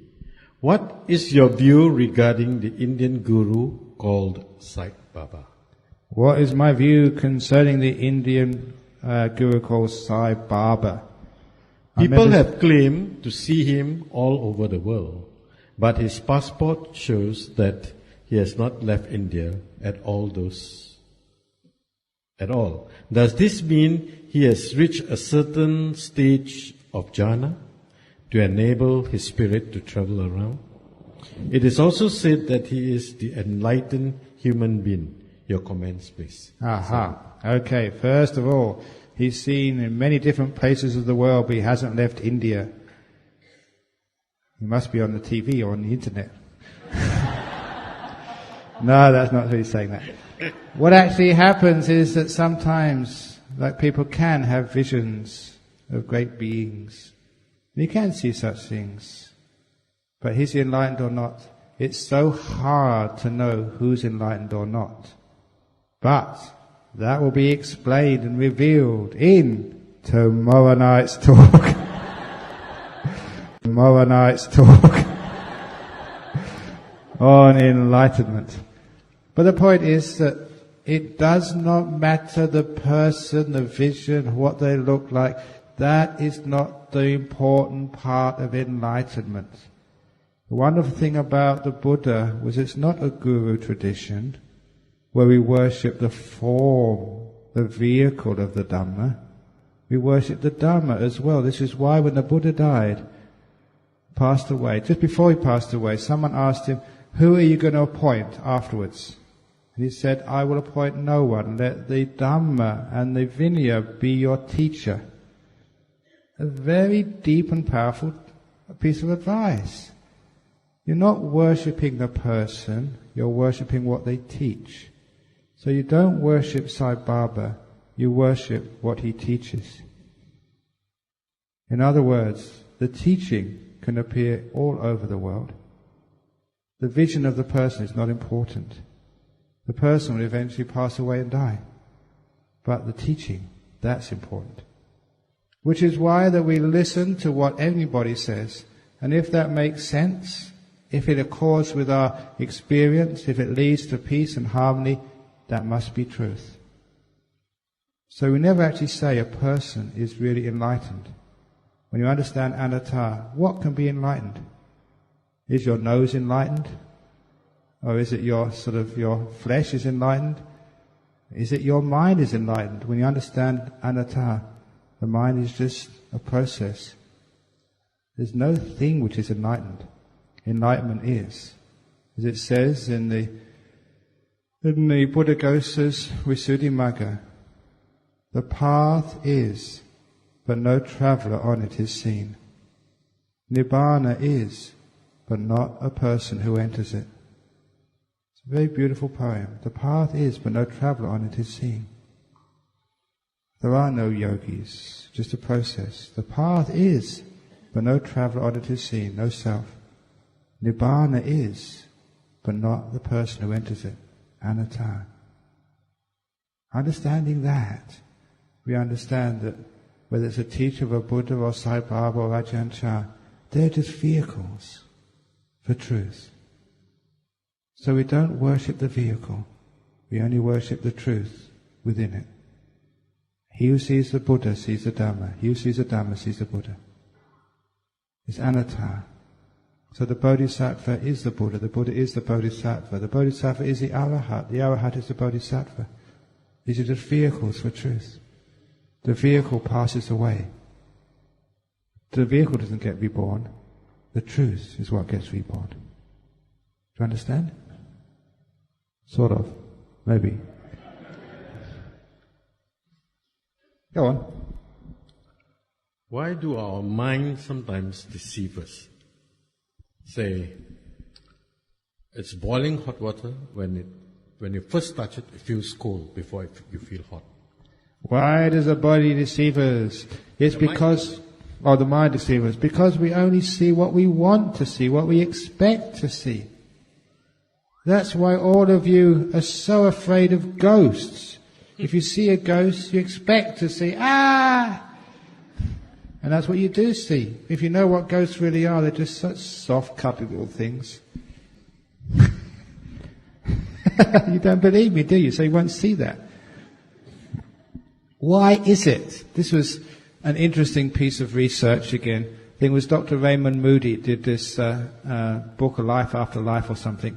Again, reporting out-of-the-body experiences or near-death experiences. People who died in his hospital but were brought back to life again. And because I think he was in some hospital in the US with a in a poor area, it was a multicultural hospital. And so there were people from all different races and religions in the hospital. And what was fascinating was when people had out-of-the-body experiences, when they went to the light and they saw it was on the opposite side of the light, if they were Catholic, they would see the Virgin Mary coming to meet them on the other end, telling them their time was not ready yet. They had to go back. They went back, and when they woke up again, they'd seen a supernatural being, the Virgin Mary. They were devout Catholics from then on. But if it was an Anglican, they saw Jesus himself. They swore they saw Jesus. But when it was a Hindu, they saw the Lord Krishna. And they're absolutely certain it was the Lord Krishna. If they were Mahayana Buddhists, they saw Kuan Yin, the goddess of mercy. Or maybe they see Amitabha, who sent you back, your time's not ready yet. If they were atheists, they saw Uncle George. And they swore it was Uncle George. I saw him, I was there. Now the point was, what is going on? Like, is it really so up in heaven? They have all these great beings, Jesus, Virgin Mary, the Lord Krishna, sort of Kuan Yin, all like in some sort of waiting room, and they look, is the Buddhist coming? It's your turn, Kuan Yin. Here comes an Anglican. Come on, Jesus. That's ridiculous, isn't it? It can't happen. There's no offence meant to any religion. So what's happening there? I'll tell you what's happening, because I know these beautiful nimittas and what happens. When you die, when you go up to that light, everyone sees the same. But if you're a Catholic, you expect to see the Virgin Mary. And that's what you do see. You add that detail onto that experience. If you're an Anglican, you expect to see Jesus. And that powerful nimitta becomes Jesus. If you're an atheist, it becomes Uncle George. The mind is so strong, it will fill in the details of what you expect to be there. And that's what one sees. This is the power of perception, and why people have different religions and faiths, and they swear that what they saw was that. Any sort of Christian who sees a deva would see them with wings. They haven't got wings. It's just we add them on, because we expect that's what's there.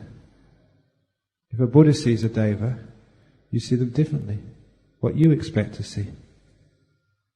It's amazing how we add what we expect to see. Even with psychic powers. If you really want your teacher to have psychic powers, you'll see one. But is it really there? Or have you added it? There was this one occasion when Ajahn Chah was in northeast Thailand. It was the Uposatha day, which is the day when people would go to the temple, the Sabbath day. It was during the rainy season retreat, the holy 3 months of the year. So one of his disciples decided to go and listen to the sermon that night. They drove through a heavy monsoon rainstorm, but when they got into the temple grounds, their car got stuck in the mud. It was pouring down with rain. They wondered what to do when they saw Ajahn Chah come out from the forest. Even though he was getting wet and muddy, he pushed the car so the car could make it all the way to the temple. Even a great monk could be so humble and so compassionate to push the car of a disciple. And they saw that themselves. You can imagine their surprise when they got into the main hall and saw Ajahn Chah was up there giving a talk, completely dry. It was a miracle. Ajahn Chah had performed a feat of psychic power. Even though he was giving a talk, he'd seen a disciple in distress, trying to do something good. And he formed some sort of body to push the car out from the mud. That story soon went all around that area. It was one of the famous stories of the psychic powers of the great teacher Ajahn Chah. Unfortunately, it wasn't true. Because it was Ajahn Chah's cousin, who was a novice at the time. I know this monk very well. He said it many, many times. He said, it wasn't Ajahn Chah, it was me. I saw that car, I was only a novice, I wasn't in the hall, I decided to give it a push, I just happened to look like my cousin Ajahn Chah, that's all.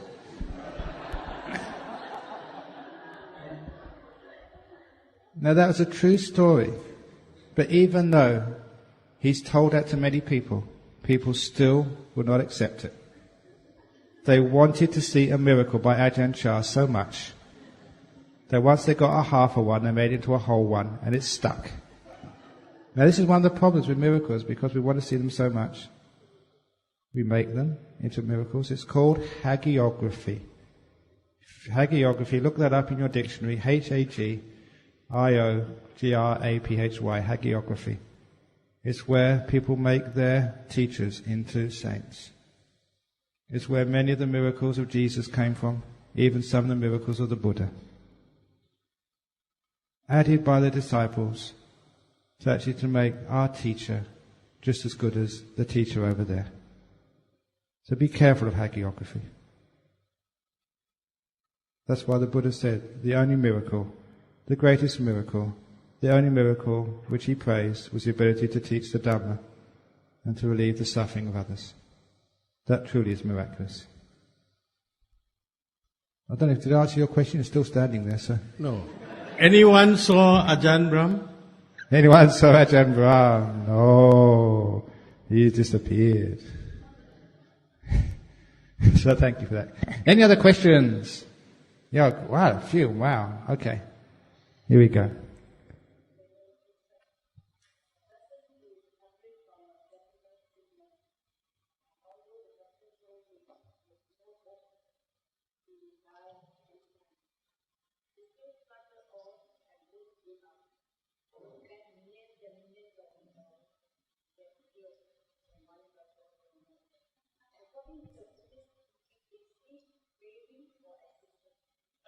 Okay, a person who has terminal cancer, who won't give up, who keeps struggling and spends millions of dollars for this treatment or that treatment, is he craving for existence? It is a craving for existence. So sometimes we think, would my millions of dollars be better used for some other purposes than keeping this old body going, propping it up? It would be much better for that friend to give all those millions of dollars to charity, together with whatever organs are left, and give up this body, and they'll get a much better body next time. Wouldn't you do that if you had an old car? If you had an old car, and this was falling off and that was falling off, and it was very hard to get started in the morning, and it kept on stalling on you, and it was really uncomfortable to sit inside it because it was one of those old models, even without an air conditioner, or it maybe had one a long time ago but it didn't work anymore. Would you spend millions trying to keep it going? Or wouldn't you sort of trade it in, or put it into scrap and get a new model? So wouldn't that be the right thing to do? If you get old, trade in your vehicle for a new one. Let it go. It is craving. A lot of time it's a fear of death. Because we may be Buddhists and believe in reincarnation, because we're Christians and believe in eternal life after death. We may tell other people and try and convert them, but we don't really believe it ourselves. If we really did believe it, then the Christians will be lining up to die, to get to heaven quickly.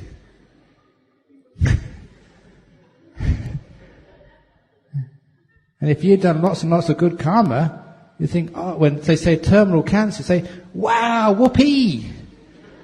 I've only got a short time left now. No more pain, no more suffering. Great, going.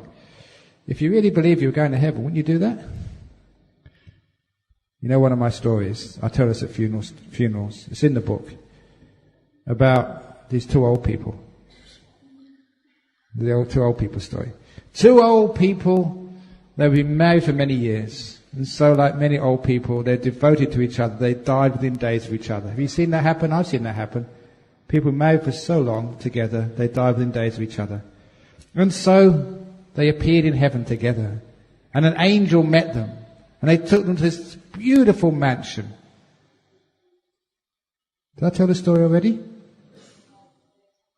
No, it's in Singapore, I think. And they took this beautiful mansion overlooking the cliffs, overlooking the ocean. In this world, you'd have to be a billionaire, a movie star to afford a mansion like that. And the man looked at that mansion and said, that's a very expensive piece of real estate. I don't think I can afford the government taxes, the assessment, I think it's called, is it? I don't think I can afford the assessment on that, the rates. And the angel said, don't worry, sir, there's no governments up here. There's no assessment at all, it's for free. They took him inside, and all these beautiful rooms, they were furnished with antique furniture, modern furniture. There were DVDs, there were chandeliers, there were gold on the taps. There was these amazing full wall-sized crystal sets for TV, liquid crystal sets. Every modern thing you could imagine, and antique as well. The furniture was worth a fortune. And the angel sort of gave him his card and said, here's my email number. If you want to change anything, just give me an email. SMS me and I'll change it straight away. It's heaven after all. And the angel looked at all that expensive furniture and he said, my goodness, I don't think I can afford the insurance premiums on that. And the angel said, you don't need insurance up in heaven. We don't allow thieves in here. You don't have to worry about your place getting burgled. It's for free. He took him downstairs to this triple garage. In that triple garage, there was this enormous, you wouldn't believe how big it was, SUV, this four-wheel drive vehicle. Bigger than a 3-story house. Next to that was this stretched limo, Rolls Royce. And the third car was a red Ferrari limited edition sports car with retractable roof. In this life, he'd always wanted a sports car. But really, what's the use of a sports car when there's so many speed cameras around? But the angel said to him, you don't have to worry. There are no speed cameras up in heaven. You've died already. What's the point? And he opened the doors of the garage. On the opposite side of the road was this amazing, beautiful 18-hole golf course. He'd always loved his golf in his previous life. Now he could play to his heart's content. And the angel said, you see that golf course opposite side of the road? That's been designed by Tiger Woods himself. And because it's heaven, you will notice on the greens, whichever way you putt that ball, it will always curl into the hole. It's a golfer's heaven. And the man looked at the clubhouse. That was a very elite country club. He said, even if I got elected to such a country club, I would never be able to afford the annual fees. The angel rolled his eyes and said, sir, there's no fees up in heaven. And you're already elected. It's heaven, for goodness sake. And I make sure every time you want to tee off, you'll have no queues. You can tee off whenever you want, any time of the day. It's there for you for free. And as soon as the angel left, the man started getting angry at his wife. He started scolding her and shouting at her and berating her, and she couldn't understand why. It just got up to heaven, for goodness sake. And when he managed to pause, that's what she said. Why are you getting so angry at me? We got this beautiful house for free, this amazing furniture, and you've got your Ferrari. You can go as fast as you like. I remember you telling me how much you wanted a sports car. Now you've got one. And you always loved your golf. You've got a golf course on the opposite side of the road. Why are you angry at me? And he said, because wife, if it wasn't for all your health food, I could have been up here years ago. So why is your friend spending millions of dollars trying to stop his cancer when he could have this beautiful mansion and a red Ferrari and be playing golf all day? Now the moral of that story is that too often we're afraid of death. And that's why we spend a lot of money and we strive overmuch trying to maintain this old body instead of just letting it go. A lot of times we don't understand what's going to happen after we die. We may be a Buddhist, but we don't really believe in reincarnation. We think that's maybe just what the monks say, but who knows? That's why when you meditate, you can know for yourself, and there's no doubt anymore. Then you're not afraid of death. If you really was a Christian and you really believed 100%, you would never be afraid of death. So your friend obviously needs to understand more about rebirth, and then they would not spend so much money on that time. It is attachment to existence, craving for existence, also fear as well, a lack of knowledge. Does that sort of answer the question, sort of?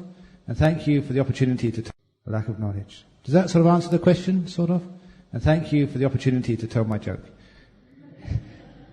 The next question, there's a couple more. Yes. First one to the microphone answers the question. It's a race. Who's got it? The wavy and blue has won. Congratulations. Yes, go on. My question is that does all the action will produce the karma? The second one is, does the enlightened person's action will produce any karma in the present and no more to be future already in the present? Okay, does an enlightened person produce karma? Okay, karma. It's all about like wanting and doing things. Even this is an interesting point of Dhamma, which is a very fine point. I explained this in Singapore. I haven't explained it here yet.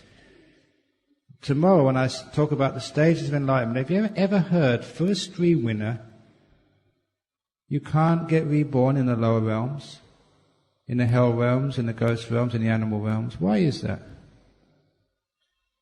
Even though they've got the karma, they've done bad karma in the past, people like Angulimala, the karma is there. Why don't they go to those realms?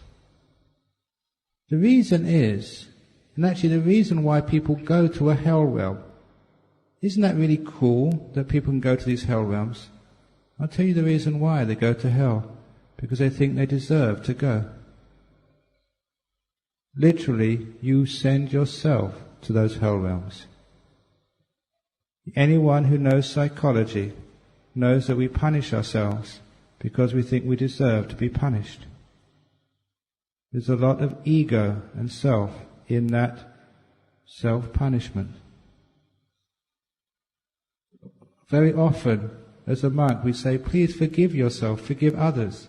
You find it very hard to forgive yourself and forgive others. You know why? Because of your sense of self. The more selfless you are, the easier it is to forgive both others and yourself. When you become a stream winner and you see no self, it is absolutely easy, obvious to forgive yourself and others. Angulimala forgave himself. Because of that, would no longer need to send himself down to those hell realms. The doors of hell are always open. A person can walk out at any time. It's only they don't think they deserve to walk out, which is why they stay there. Each one of you have sometimes lived in the earthly hells. You've done something terrible you feel so guilty about, or someone else has abused you. You put yourself in that prison. You can walk out at any time. When you forgive yourself, you can let it go. You're free. The enlightened ones know how to free themselves of the old karma. That's why, they perform karma, but they can let it go at any time. That's why the karma they perform has got no results. They let it all go, because they see non-self. Do you want to know what hell is? Sometimes people ask me that question, are there hell realms in Buddhism? There are. And I'll tell you how you know. There's an old Zen story. I'm going to take it more deeper than is usually told. This old Zen story goes like this. We're going on a bit late, but it's a Friday. Are you working tomorrow? It's Christmas, isn't it? Yeah, okay, good. So we're going a bit later tonight. Is that okay? Okay. This old story about this samurai warrior. Like many samurais were very spiritual, very interested in religious things. So the samurai was wanting to find out whether there really is hell and heaven. He could never get a straight answer from anybody until he went up to this old meditation monk. He saw him sitting down there, and he went up to him. The samurai drew himself up, because he was a proud warrior, and said, "Venerable sir, you are a monk. You are honest. Please tell me, yes or no, whether there is heaven and hell. If you don't know, just say you don't know, but don't lie to me." And the monk looked up and said, "You're too stupid to understand this." He'd insulted the samurai. The samurai said, "Sir, I am not stupid. I have got a great education. I've been training for many years. I am a samurai." And the monk said, "They don't make riff-raff like you into samurais." And the samurai got really upset. He said, "Venerable monk, if you don't talk nicely to me, I'll chop off your head with my sword." And the monk said, "You couldn't even slice bread with that sword." And that was it. The samurai got out of his sword and was about to strike the monk's head off when the monk looked up and said, "That's hell."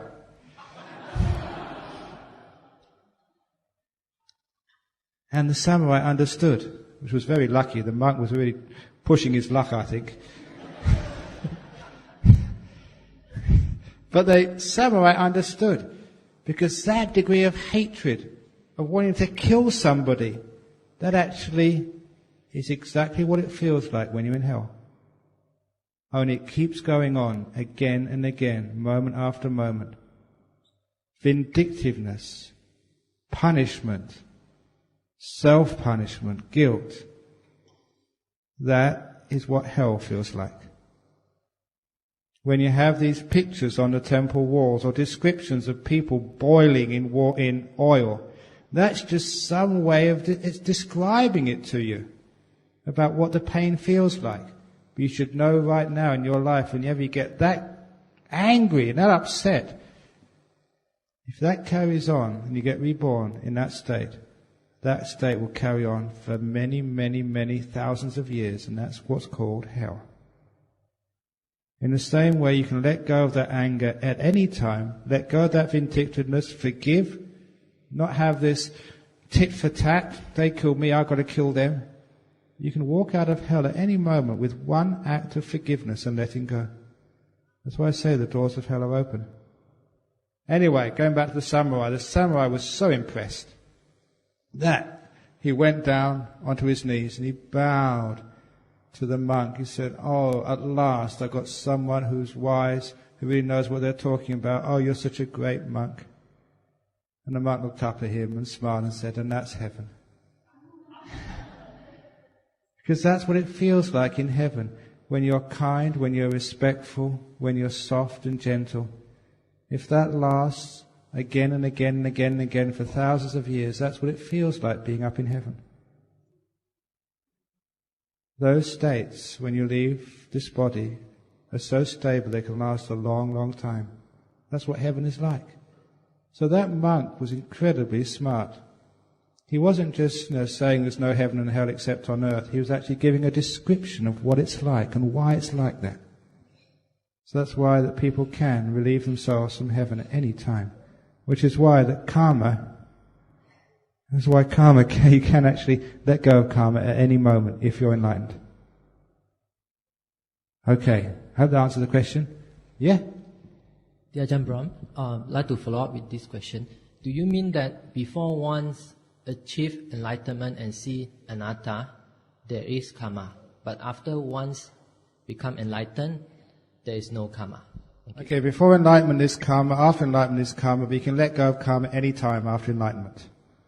So it is there, but you don't need to hold it and carry it around. You can let it go at any moment. You are free to let go. In the same way that something happened to you in the past, you did something wrong in the past. Why is it so hard to forgive other people? Why is it so hard to forgive yourself? If you understand the answer to that question, you understand when enlightened people find forgiveness incredibly easy. And it doesn't make sense to actually to torture yourself or torture others because of some bad deed. You just completely let go. Then there's no suffering. You let go of karma. Karma is there, but you just don't carry it around anymore. You leave it on the ground. Yes, next question. Yesterday you mentioned that the mind, or rather the description of the mind, is perhaps the biggest thing in the world, in the whole world, and all of us here, we possess a mind, which means that everyone's mind then will be crowding everybody's mind, or is there a mastermind, so-called perhaps the universal intelligence, that govern all the other minds that exist? My next question is, you mentioned just now that there is actually no will because there's no self. And because there's no self, there is no will. Yet, we still have the will to walk out of hell if we so choose to. How do we contradict ourselves in that area? Okay, first of all, that you are the mastermind. That's the first question. So am I. Each one of you is the same. There is no other mastermind above your mind. You are that mastermind. All the other beings exist in your mind. Whatever you can know can fit into that mind. Therefore it's a chief. The Buddha is in your mind. Okay, sit down. I haven't answered the other question yet. The second question is about, I never said the will doesn't exist. Now please listen carefully. The will is. You can actually see it happening. You can actually experience the will. What I'm saying is the will is not caused by you. It comes from somewhere else. It's not generated by the person who goes by your name. Now that's different there. The will is there. So you will do things. You will strive. You've got no choice.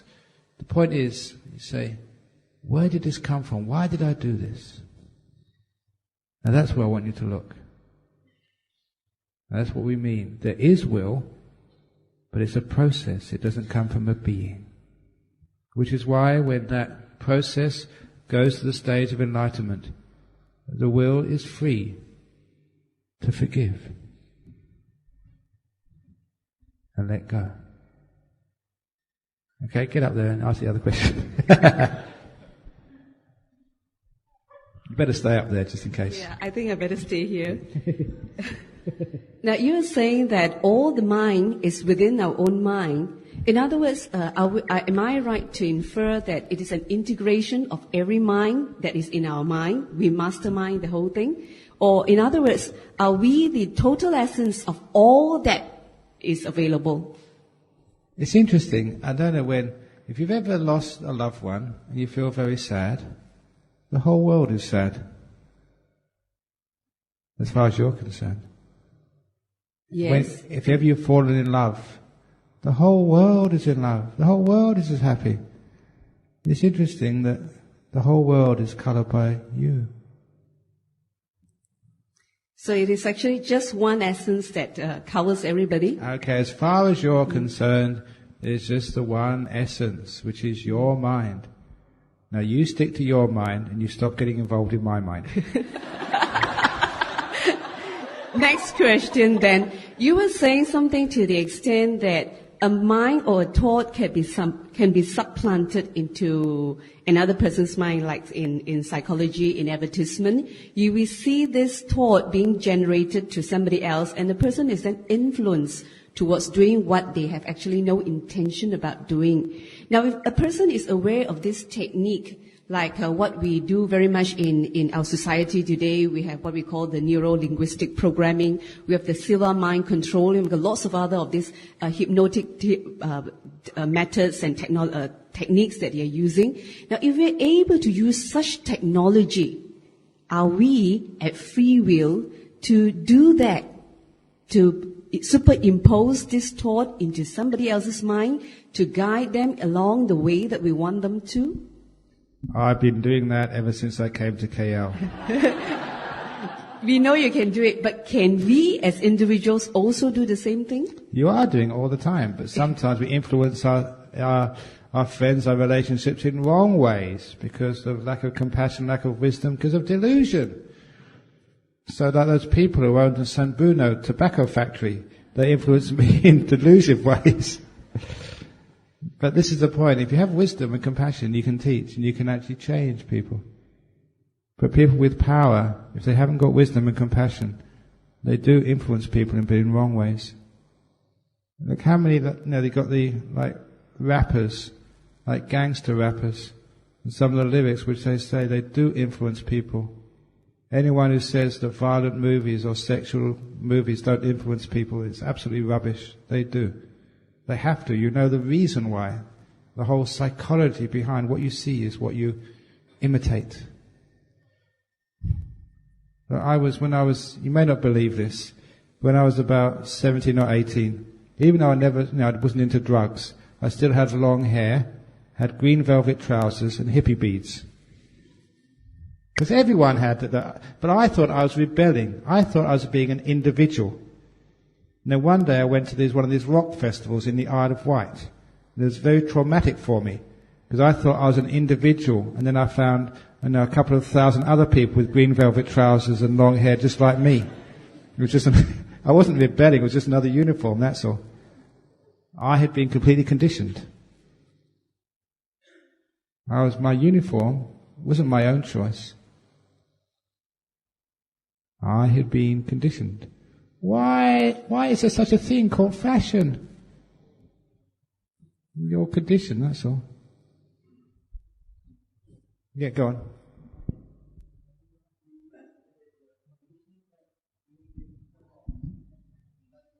Yeah, you had to say that, you're conditioned to say that. Try not saying it. See, you can't do it.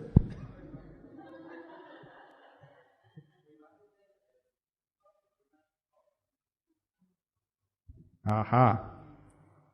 Okay. What the Buddha taught was the unconditioned. That's not a good phrase, because this is when you call the at sankata, the at is in linguistics called a privative prefix, which means like the lack of a conditioned world. When there's no conditioning there at all, then that's what he was talking about. The end of conditioning. And that's what I'm talking about now. To stop conditioning, yeah. To turn it all off.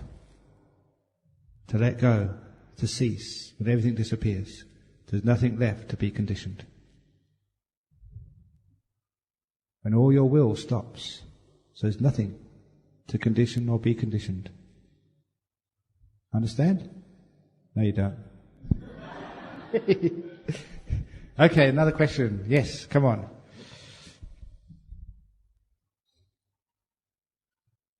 Ajahn Brahm. Yeah. I actually always have this confusion in myself where following the Buddhist teaching of being no self, choosing the middle path, and being irresponsible and with no goal of no, because there's no self. So what do I need to do? I no need to care on anything. Okay. So can you please explain? Yes, you have no choice except to care. You've been completely conditioned. You have to care.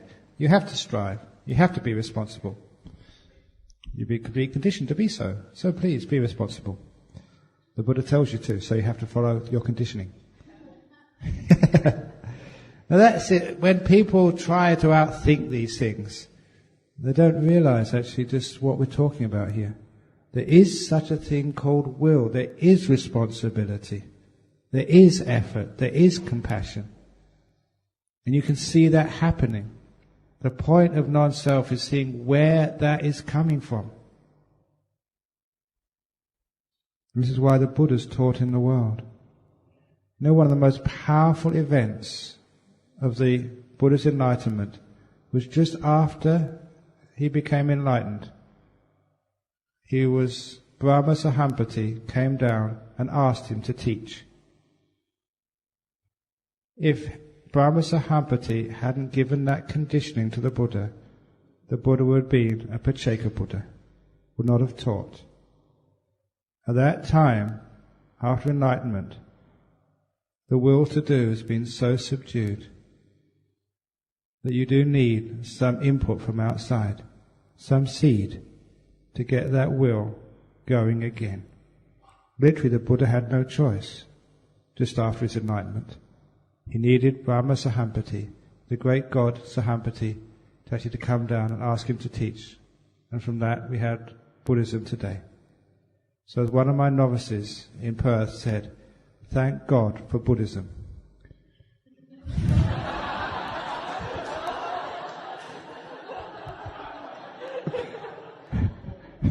God being Brahma Sahampati. God being Brahma Sahampati. Without him there will be no Buddhism.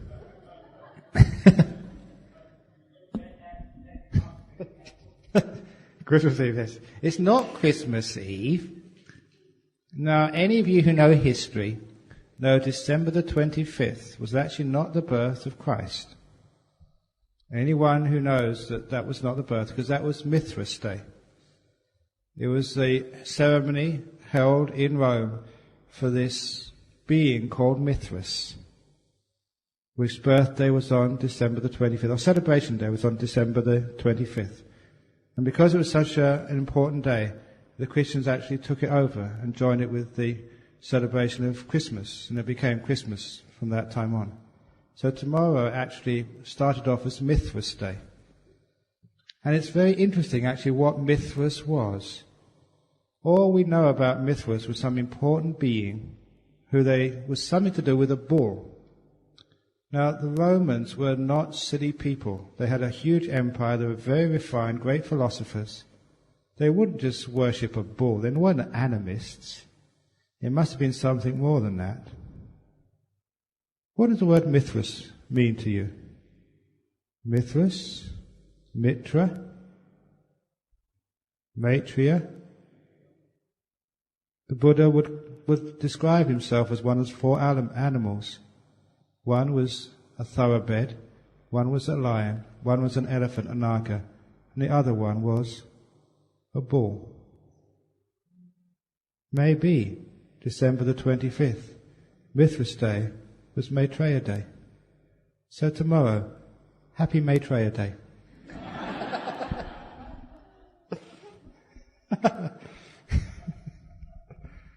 Go on, carry on.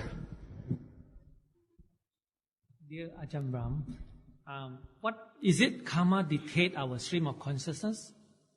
Is it karma dictate our stream of consciousness? Is it karma dictate our stream of consciousness? Yeah. Yes, yes. Okay. Like karma is like the banks of a river. It sort of guides the stream of consciousness. So the river can only go within those banks, but because of its flow, it can erode one bank, silt up on another bank. Actually, the karma can change. But it's the karma which is almost guiding, your life, your span of life, what happens to you in your life, like the banks of a river. So the karma is like the banks of a river guiding it. But it's a craving is like the current of the river. So it's the karma plus the craving which propels your life.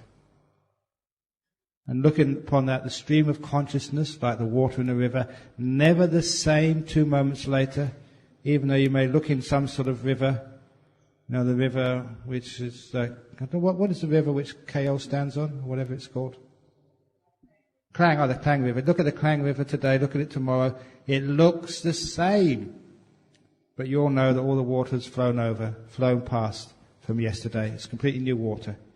Just like your stream of consciousness. It looks the same, and the karma is guiding it. It's something called a character, a personality which you can recognize. Ajahn Brahm tells jokes. Someone else speaks like this. But my character just changes gradually every year. Like the banks of a river do change, they mutate. That's the karma. And the current which pushes your stream of consciousness, that's called craving. So that's the simile of the river. Yes, next question. Dear Reverend, in the dependent origin, Yep. because of craving or because of attachment, there is rebirth. Yeah. So in a cloning cycle, when the seed does not have any karma or any attachment, how can it be formed into a human being? Okay, what actually happens there is the person is not the body, but the body is the vehicle. So when you're cloning, you're just creating a potential place where the stream of consciousness can go and take root. So actually what happens when the craving, the attachment, the karma, the being who's just passed away can get into that clone body, into that being, and literally animate it and make it into a viable embryo which comes out of the mother's womb and then gets born. There has been some very strange cases of rebirth. And there was one which I read years ago. It was apparently repeated. What happened in 2 villages in Thailand, which are very close to each other. In the first village, a man died. About a day later, in the second village, another man died. The second man, after he died, a few hours later, he regained consciousness again. Sometimes that happens because doctors aren't all that smart, the village doctors. But when he regained consciousness, he was a completely different person and character than the person who was there in the morning. After they investigated, they found his character was the character of the person who died the day before in the other village. Eventually, that man went back to his original village. His wife had to have a man. She recognized his personality, but a completely new body. The stream of consciousness had changed. When the first person had died, the stream of consciousness had been floating around. We'd gone to the next village. The day after, this person had died, but his body was viable, and he'd gone into that body and got it going again. It was like a carjacking.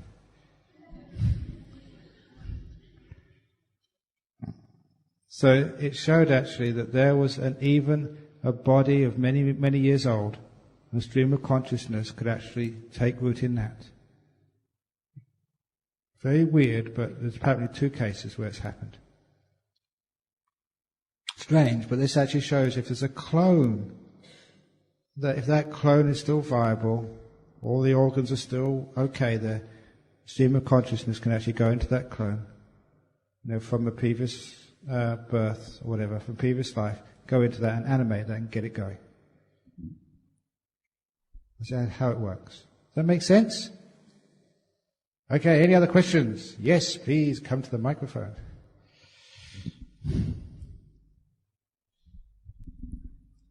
Sorry, dear Ajahn. Actually, what happened is following the thoughts of this lady here just now, talking about mind. Am I to understand that you are saying that actually this world is in a void, emptiness, and then the will actually, the consciousness actually realizes itself. Therefore, all of us are actually a representative of consciousness. And what you mean by condition and destiny or stuff like that is actually being formed by interaction between 2 consciousness. And since just now the other lady was talking about Sid Baba, I would like to, maybe you can talk about what do you feel or what do you think about the claim of Jesus, since tomorrow is Christmas or so, as he's the Son of God. Will you perhaps just go a bit on it? Thank you very much. My goodness, I think I've forgotten the first part of the question. Something to do about consciousness and will or something. Maybe the second part of the question, first of all, about Jesus. Basically, we don't know exactly who Jesus was and what he did, because sometimes the stories have been changed for such a long time, simply because that for Christianity it's been involved with so many very powerful regimes, either sort of Constantine's Christian empires, the Christian empires, the Holy Roman empires, the popes. And so we haven't really had an opportunity to really know exactly what happened. However, was it 1940 or something, if anyone is interested in this, should actually go and read what's called the Nag Hammadi Library, the Gnostic Gospels, which are on the internet. You can look at them there. They're fascinating teachings, Because these were teachings which you don't see in the Bible. They're supposed to be sayings of Jesus Christ. But they're sayings such as, "He who knows themselves knows the truth of all things." Very, very Buddhist sayings. And these are part of the Gnostic Gospels. If anyone has researched the history of Christianity, that just after the death of Jesus Christ, there were 3 strands of Christianity. There was Jewish Christianity, which was just Judaism, no different.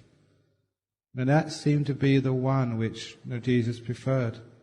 Because he said that I do not come to abolish the law, I come to fulfill the law, being the Jewish law.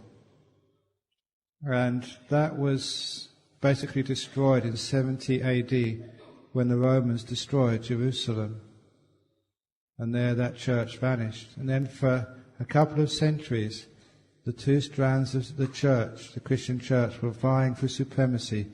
One was the Gnostic Christians, who did not have any structure, any authority structure, were completely individualistic, where gnosis is the same word as jnana, individual understanding, liberation, through spiritual practices. And those Gnostic Gospels survived. So there was Gnostic Christianity, and the other one was the Roman Christianity, centered on the center of the empire, which at that time was Rome, because that's where Peter went to. And those 2 parts of Christianity were vying for supremacy for many years. Because of the organization of Roman Christianity, that gained supremacy. And eventually the Gnostic Christianity was suppressed. But whenever you suppress something, always there's some traces left. And it was in 1940, or somewhere around that, they found these ancient papyrus scrolls in the town in Lower Egypt called Nag Hammadi, where they have sayings of Jesus Christ, which are not in the Bible, and they're very interesting to read. Much closer to Buddhism. And it's wrong to think there was much of a separation. It's something which deserves some scholarship, which is this. There was in the town of Alexandria, the city of Alexandria, which was the port city of Egypt, in the time of 2,000 years ago, it was Alexandria was the main city of Egypt. It was a capital. That's where people like Antony and Cleopatra lived. That was the main town.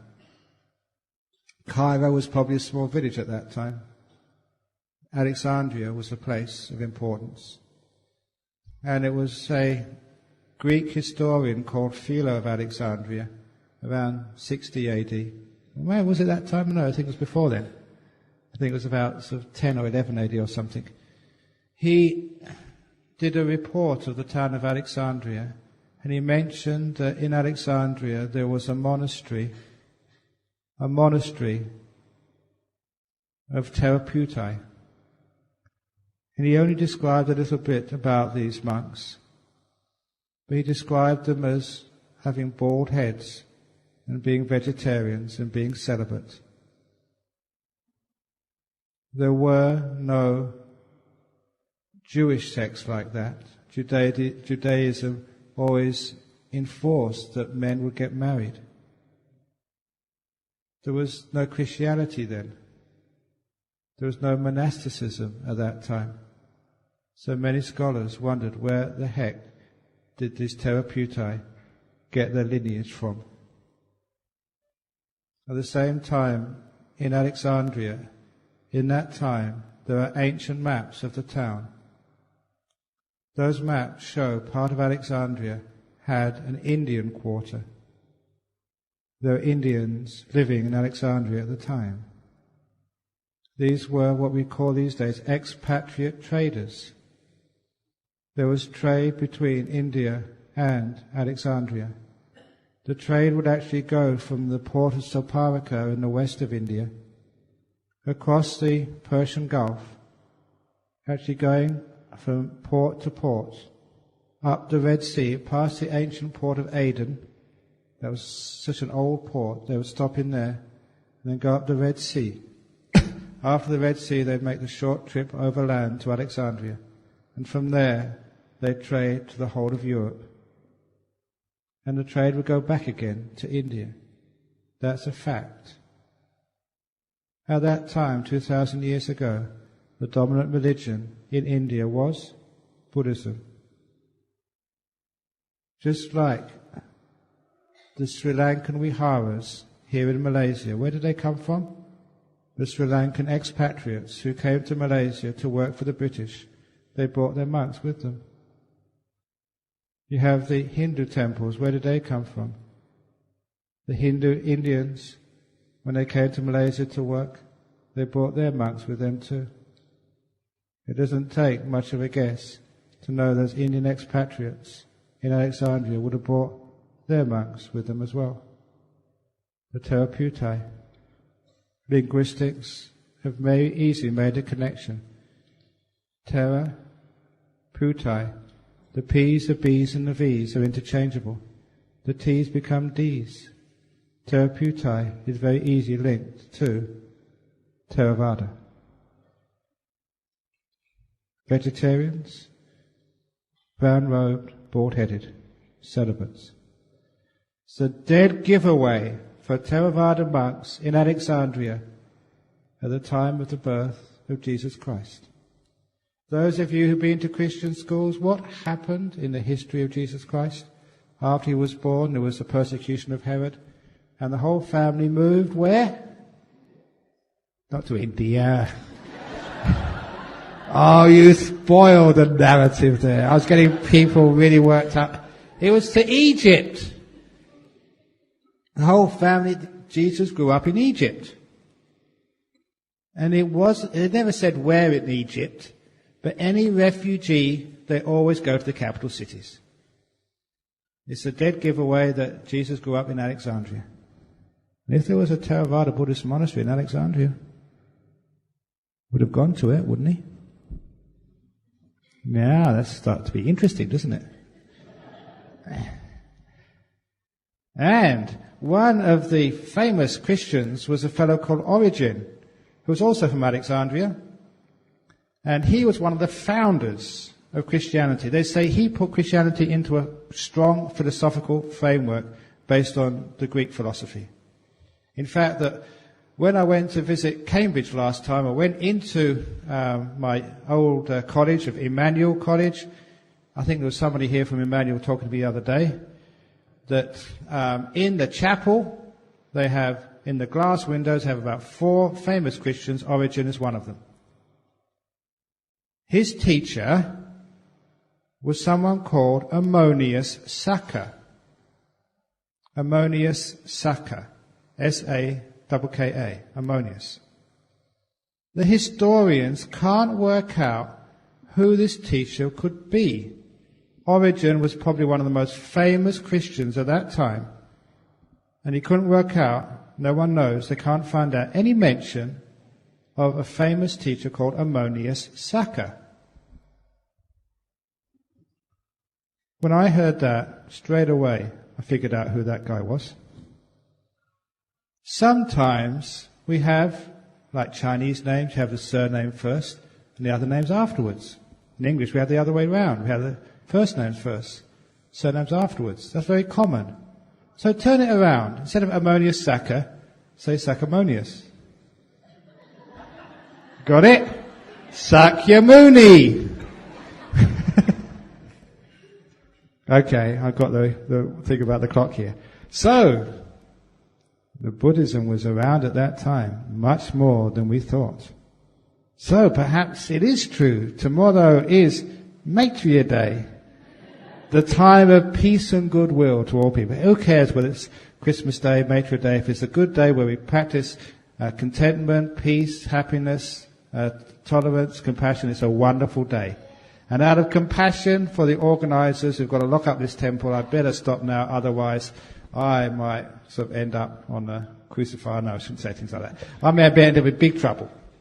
So let's actually pay respects by sharing the merits with all sentient beings. And thank you for coming today. Idam men yatinang hotu sukhita hontu yatayo idam menyatinang hotu sukhita hontu yatayo idam menyatinang hotu sukhita hontu yatayo. Sadhu, sadhu, sadhu. Very good.